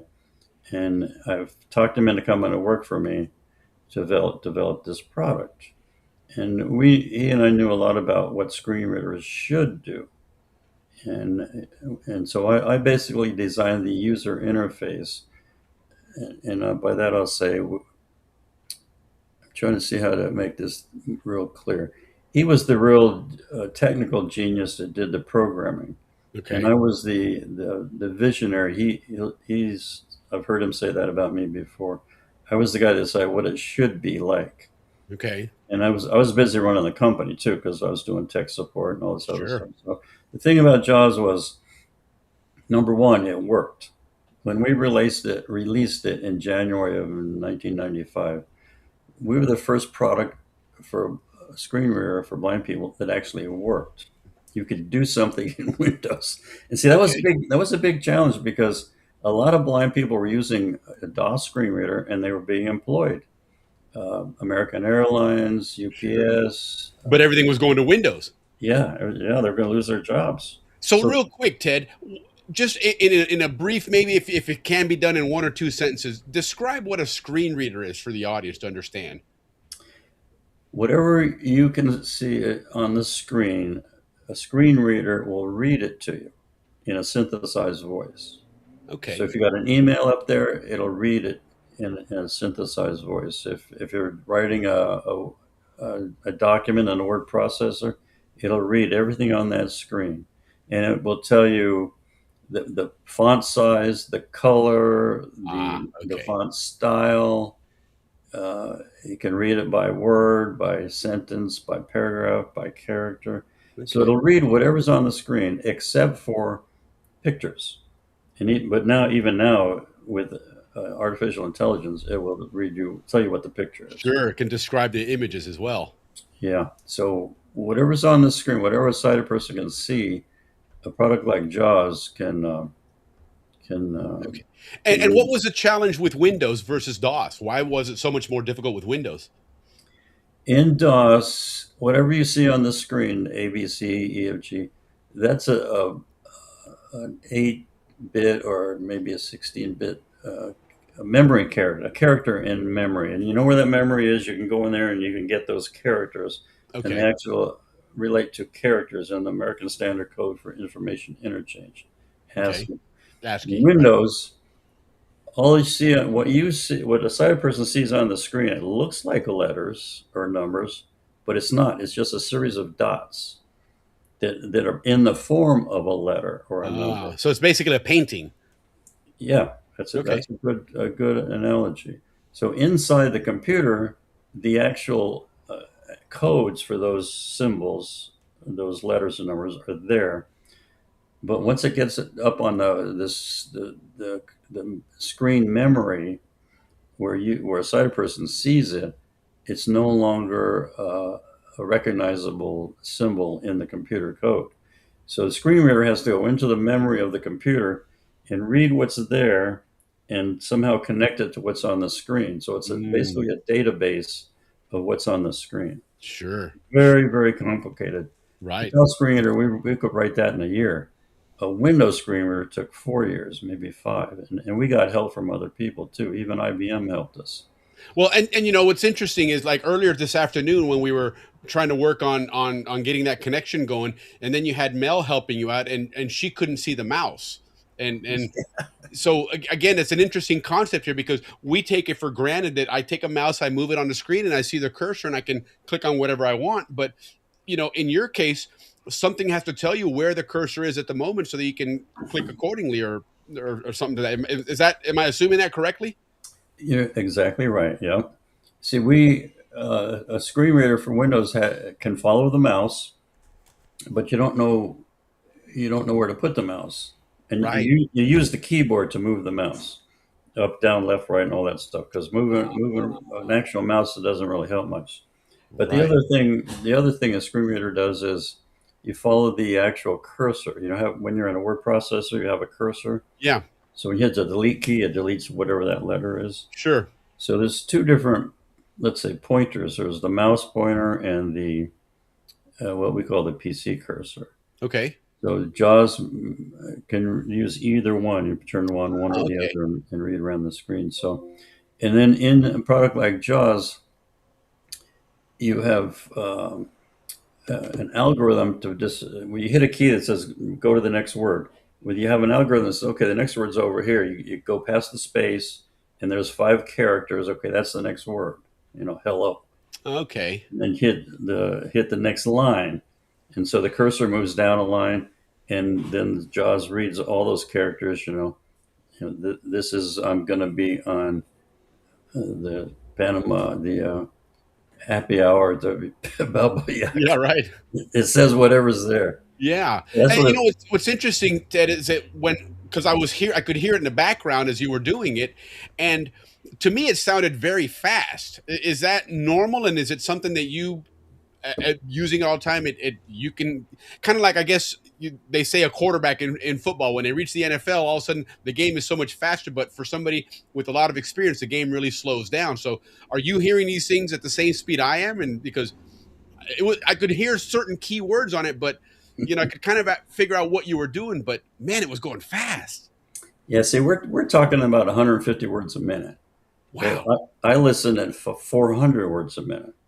And only because I've been doing it for 40 years and I'm used to it. Correct. When you listen to the radio and a song comes on, in the first few notes, you know what that song is. True. That's Or true. you Okay. recognize it.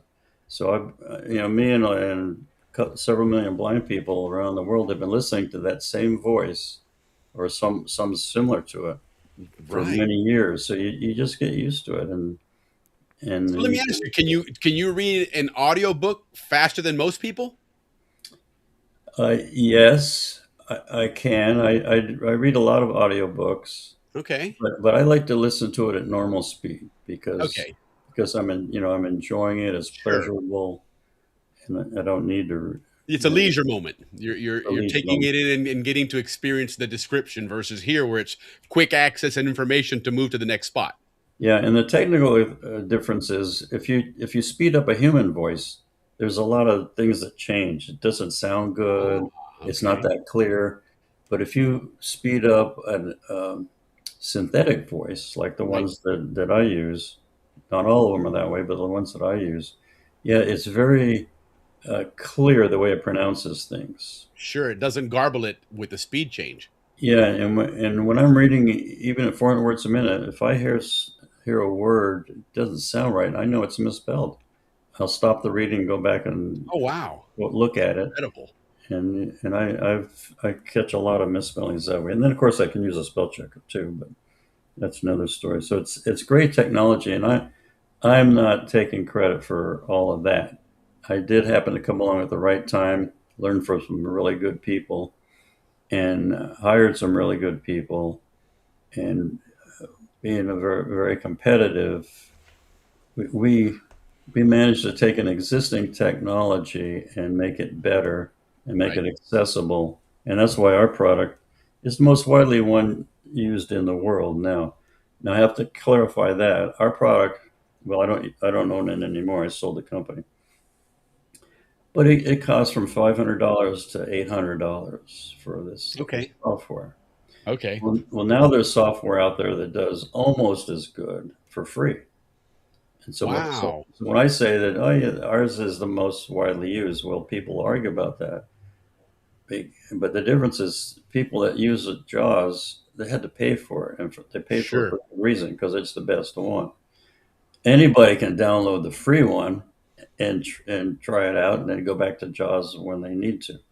So just Okay. because the other guys have as many installations as JAWS does, that's the difference. Theirs is free, and Right. if you got a spare afternoon, you can download their software. Okay. So that's So okay, now job access with speech. yeah, That's JAWS. correct. So which came first, the name JAWS or the acronym? That's Or the another word? story. I want to tell you that now. When I was on that trip in Georgia, I Right. said, let's call it JAWS. It eats up flippers. Okay, so that was going to be it. So the name came first, and Okay. then people started saying, well, "What the hell does that have to do with a Right. big shark?" So that's when I had to think of the acronym, Okay. the job access with speech. But see, Nice. so now we made 1,000 brochures with the name JAWS and a picture of the shark coming up underneath the lady swimming on the Mm-hmm. top of the water. Maybe you guys don't Sure, remember like the that. book. That was the iconic picture. A woman swimming along and a shark coming up underneath her. And That don't was forget on a the brochure. song that goes goes with it. Yeah. Yeah. So I'm in the office one day and my wife says, "Hey, Universal Studios is on the phone. They want to talk to you." I said, oh Oh shit! boy. They And said, it probably wasn't congratulations. "No, it was. Hey, you can't use that normal name. We got a trademark. You can't use that picture. We're gonna sue you." I said, "Wait a minute. We're a very small company. The two guys own the company, and we're both blind, and I'm one of them. And we only have two other employees, so we're a very small company. And all we do is make software for blind people." And so the guy's sitting there on the phone, and the other guy says, "Well, I'll call you back." So a couple days go by, he calls me back. "All right, you can use the name JAWS. Very nice. A little sympathetic action there. Yeah, but only for software for blind people." I said, "Okay, that's all we do." He Sounds said, "But you good. can't use that picture anymore." That's fair. Now, what is the percentage of people, blind people, that use your product versus somebody else? Now, I read 80%. Is that correct? Yeah. Mm-hmm. Wow. Ours is people that actually use, blind people that actually use a computer. You know, there's a lot of people that don't have access to computers or even electricity. So, but of the computer users out there in the world, 80% of them use JAWS. And that's why you're the industry leader. And around what year did you become the industry leader? You started in 86. Yeah, and we were second or third up until 96. Okay. So for 10 years, we struggled in a very small market, and that was JAWS for DOS screen readers.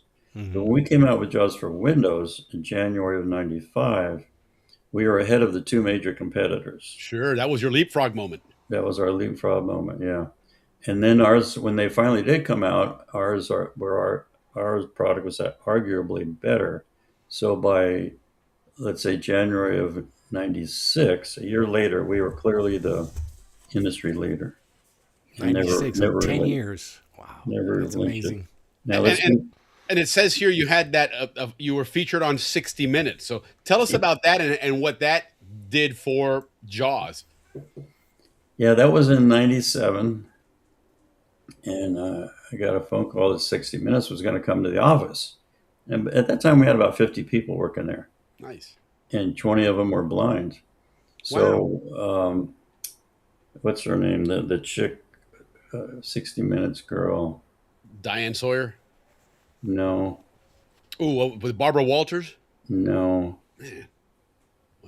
I'll think of it as I keep talking. Anyway, she showed up with her camera guy and a producer, came in and went around the office, talked to a few of the blind people working there, and then interviewed me and knew a little bit about my history and all that stuff. And then she starts giving me shit about, well, how much does your product cost? Well, then it was $500.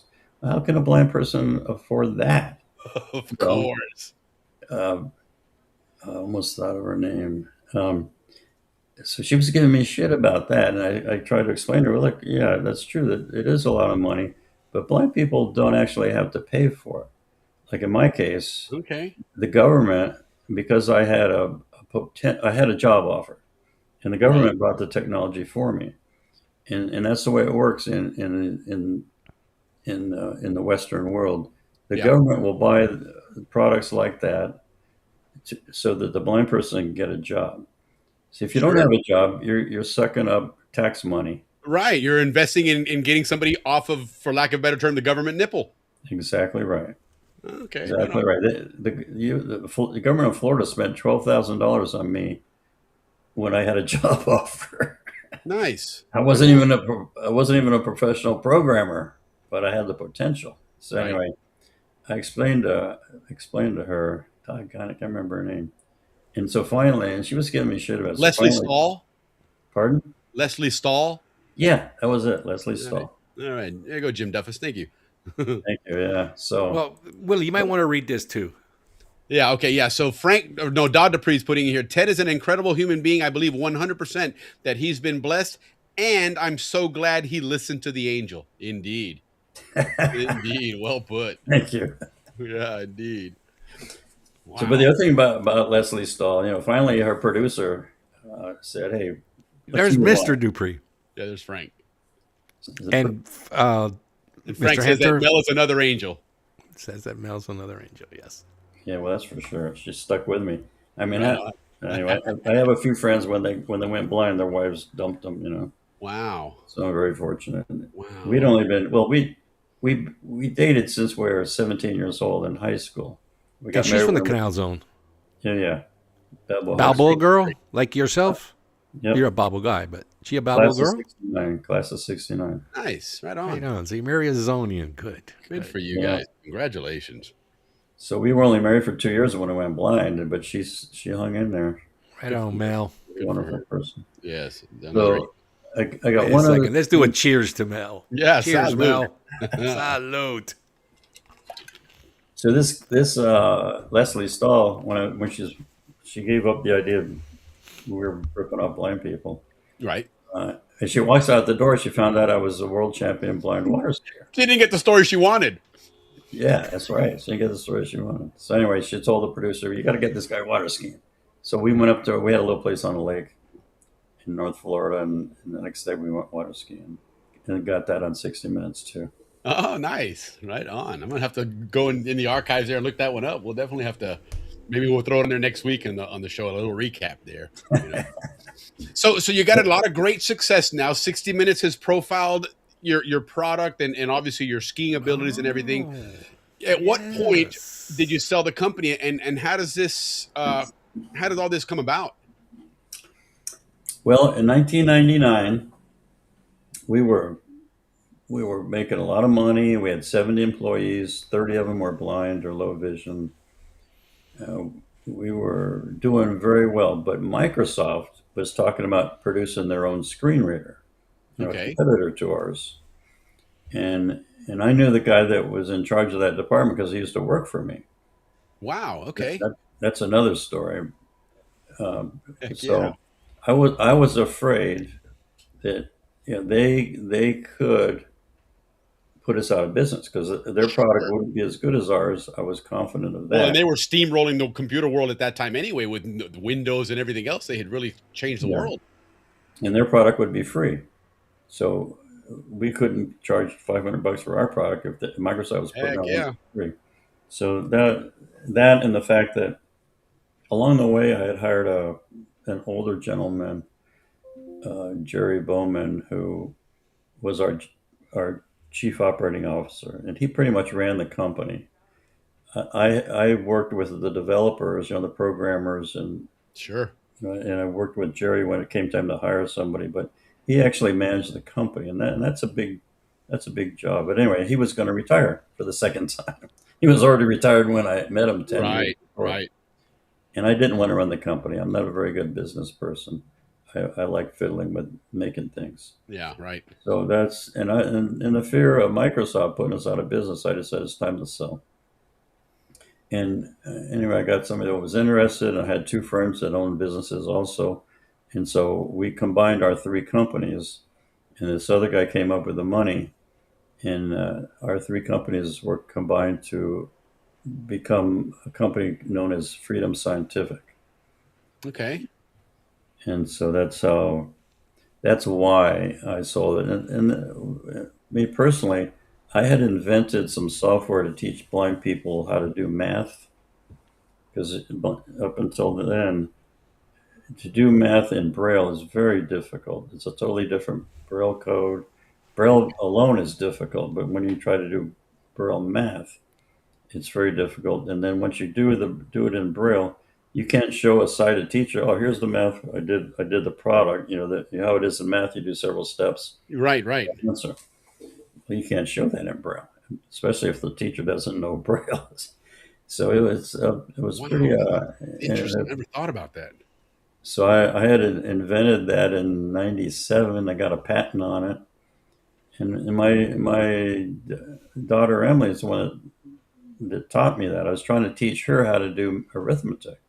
And I could tell her how to do it. I could give her the answer, but I couldn't show her, with a pencil. Show how to work the problem and carry the one and all that stuff. Yeah, all that stuff. Exactly right. So I wanted to develop. I was going to go to work for this new owner, and that was going to be my product. He was going to give me a couple of programmers, and we were going to do that. So we just had a personality disagreement, and I basically got fired. That's par for the course with you. After about 6 months, I got fired, and so did my friend Dean Blasey. That's great. We didn't like the way the new guy was running the company. And then a year later, the venture capitalist fired the new guy. So that made me feel good, but I still was out of a job. Right. So it was so much fun. I mean, it was very stressful in the early days, me being blind and then starting a new company. And those like 10 years I mentioned, that was a real struggle. We weren't making a lot of money, and it could have gone bad at any time. And we were just fortunate to make a few good decisions, hire some very good people, and a lot of another story I haven't told you, that sometimes the phone would ring and say, "Hey, you want to try a new synthesizer?" Oh, okay. We'll send it to you and try it out. So we tried it out. So we really like it. So instead of paying $500 for a synthesizer, that's a separate piece from a screen reader. The Right. synthesizer is what actually makes the sounds that sounds like the English language. Right, These right, guys, okay. these guys were making a synthesizer, and it wasn't good enough to answer the phone. You know, that was the big deal in those days. You could buy a deck talk for $1,200 to answer your phone. Well, these guys had a product that I loved for $6 a piece. And it was software. So what? If we bought up their software for every copy of Jaws, we could have it for $6 a piece. So we bought. Heck yeah. We bought it from them. We included it on the CD for Jaws free. I mean, no extra charge. And that's another thing that put us over the top. And one of the things that we brought to the market that really made a big difference in our product. Sure. So in other words, you guys perfected a lot of products, and a lot of times that's the added edge is, for example, that synthesized voice that suddenly, makes a world of difference in how they're receiving it. Yeah, it made a big difference. Another thing was Microsoft came out with Windows NT, which was secure. Okay. And the thing about doing a screen reader for Windows, you had to hack into the operating system. Well, that's what the banks didn't like. That's what the airlines didn't like, hacking into the operating system. So Microsoft came out with one you couldn't hack into. Well, then they realized that all these blind people that were using JAWS for Windows were going to go out and going to lose their job. Sure. So Not gonna be able to work. Microsoft actually came to us and said, "Look, we got to solve this problem." So our guy, Glenn Gordon, our chief technical officer, got with their guys and figured out how to make it work, and they made some adjustments for us. And so we were the first ones to have this new Windows NT accessible, a JAWS for Windows NT. There was things like that just walked in the door for us. Well, I think that's part of that big plan, and this is something I learned many, many years ago, was that the Lord works in mysterious ways. And sometimes these plans work out a certain way. You take you're talking to Leslie Stahl here, and all of a sudden they want to change the story, and next we've got a water skiing story, and somebody else sees that, and you went over here and did it. Just these are a series of coincidences, but they're not coincidences, right? And that's again part of that plan, right? And I'm a firm believer in that, and that's where that faith comes in. That in your case, you talk about having an amazing outlook for something that most people look at and be like, wow, that's the end of my life, right? And here somehow I truly believe, like Dodd said, you were blessed and you were selected to do this because you're going to make life for a lot of people a lot better, right? And I mean, just the fact that your company had 30 blind people in it, that these people had a job because of what you were doing, right? And so I think that's part of that purpose, Ted, that was bestowed upon you. And you've made the best of it. I mean, I can honestly say God knows that He made a good choice here, right? Because you've definitely made the best of this. So it ended up being was it Microsoft that bought you guys? No, it wasn't. No, but just for a moment, let me say I agree with you totally, Will. That's exactly the way I have come to figure out what happened to me. Why wasn't I more successful as a motorcycle racer? How come I was blinded? And how come I became so successul? Well, that's the way God planned it. Yes, that was the plan. It was a plan, So- and you fulfilled it. You put in that faith, and you said, you know what, we're going to make this happen. If this is what I was set out to do, because I mean, let's not kid ourselves. You did go from an amazing, life which evolved a lot of sightseeing, right? From motorcycle racing and from writing software and engineering and all these incredible things, and all of a sudden you are, for lack of a better term, hit in the face with this. And what do? You turn around and just create an incredible legacy for yourself and so many other people. And that, like people have shared on here, that it really is a blessing to a lot of people. It's a blessing. Ted, now, Thanks.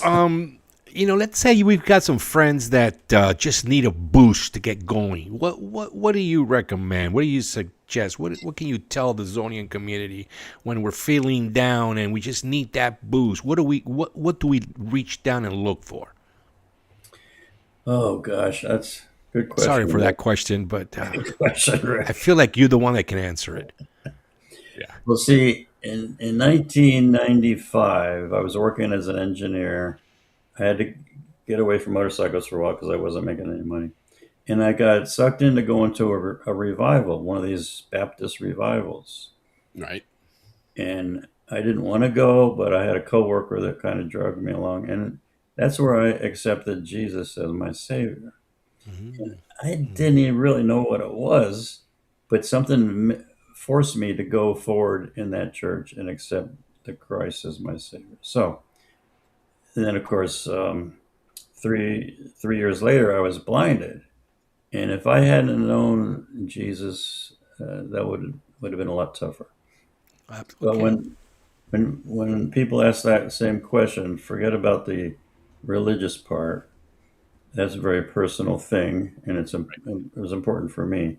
But I always say that. Let me think. Oh, you got to be prepared.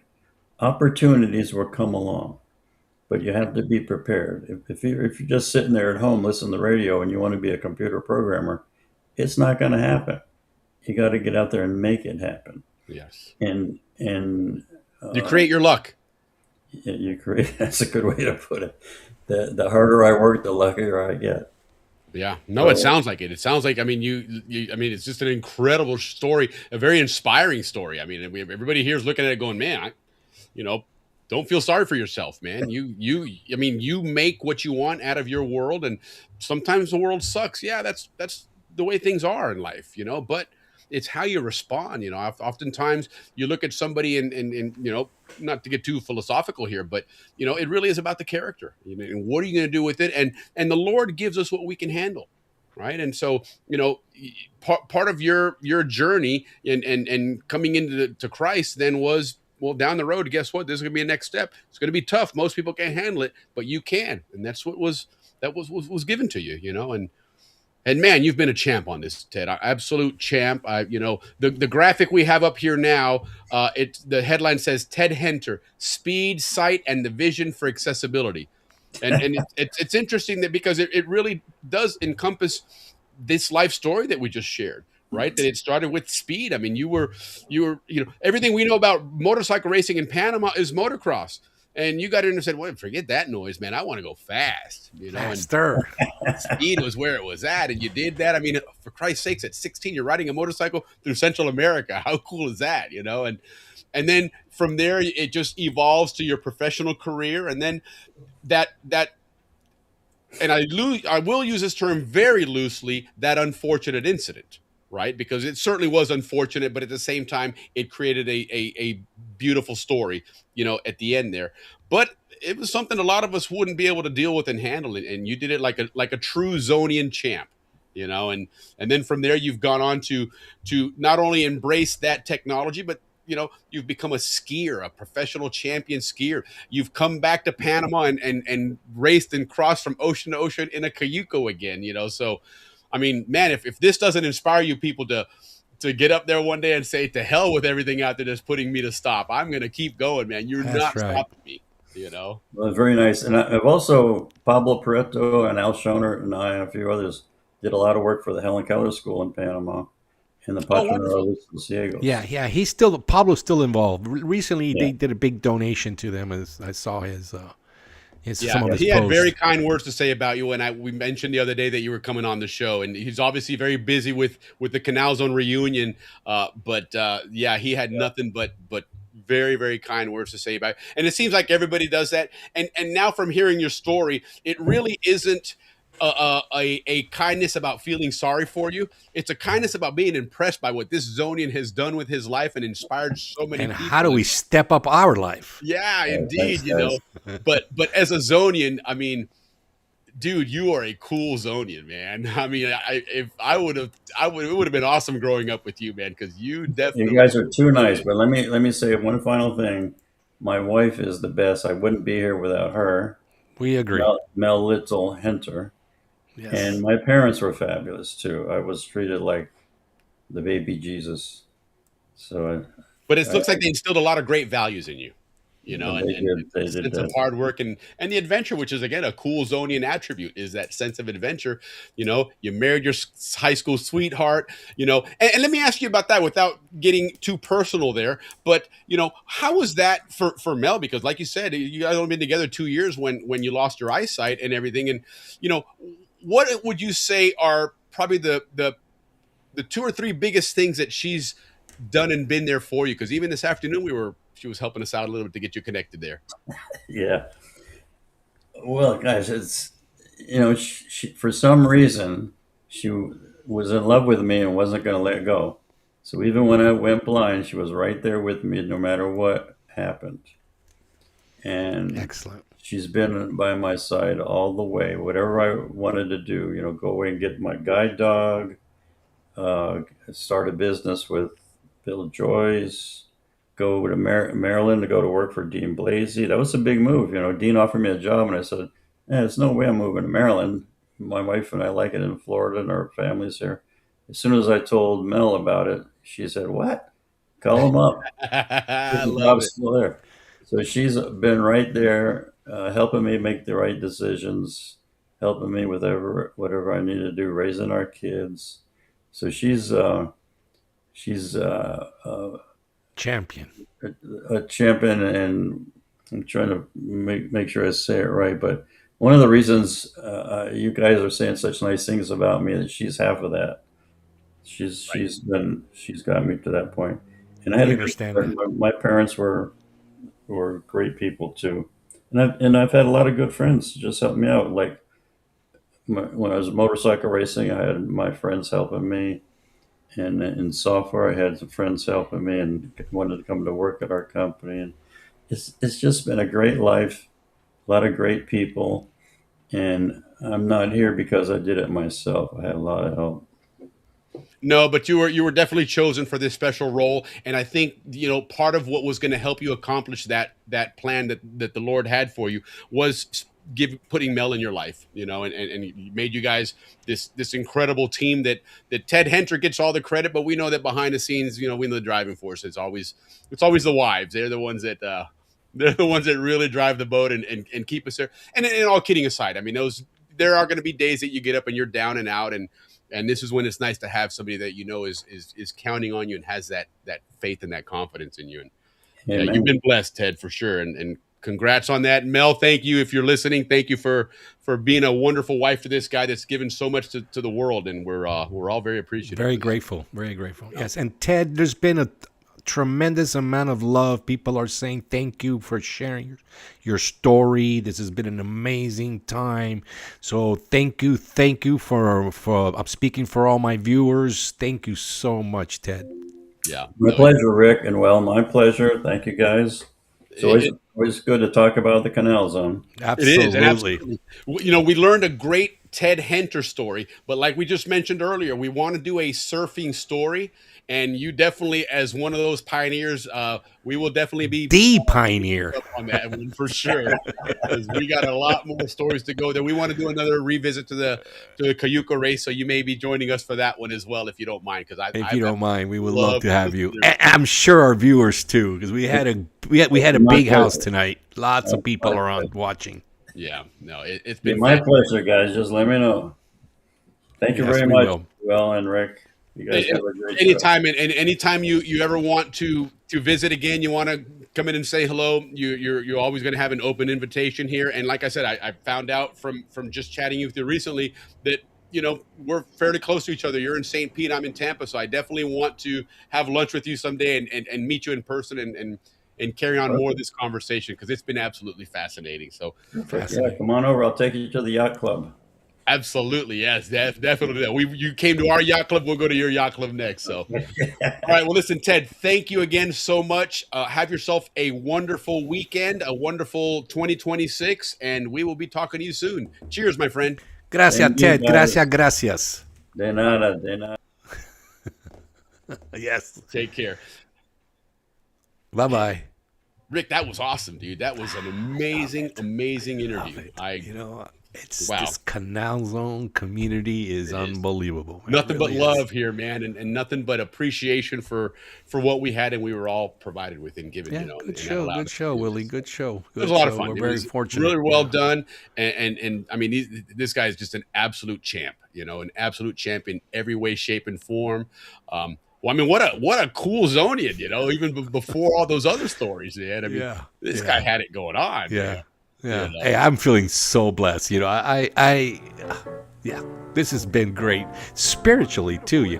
That's it has. Hit in the right spot. A lot spot, of people man. really wanted to hear this message, and so it's. I'm glad we were able to pull it off because it was a great message, and we're just absolutely fortunate to have so many great Zonians, and fortunate that you and I, Ricky, are able to do this every Friday and come out and share these stories with everybody because it's a lot of fun. We learn a lot of new things, and we're making great friends.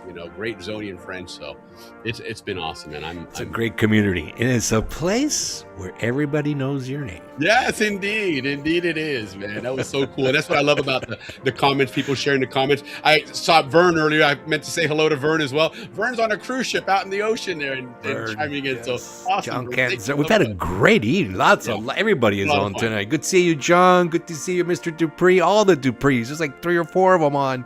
Yeah. Everybody, thank you so much for joining us tonight. Yeah. For this very special guest. Yeah, and don't forget, next week is the last episode of the month, so it'll be a recap. We're going to recap not only, the episodes this month, but we're also going to recap the Canal Zone reunion because it's been really awesome. But our Red Chivas out there, man, is telling me to get the hell out of here. These are out of here. Man.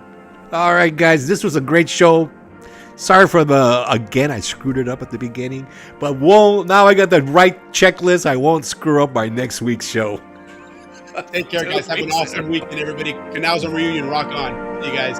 Take care, Ricky.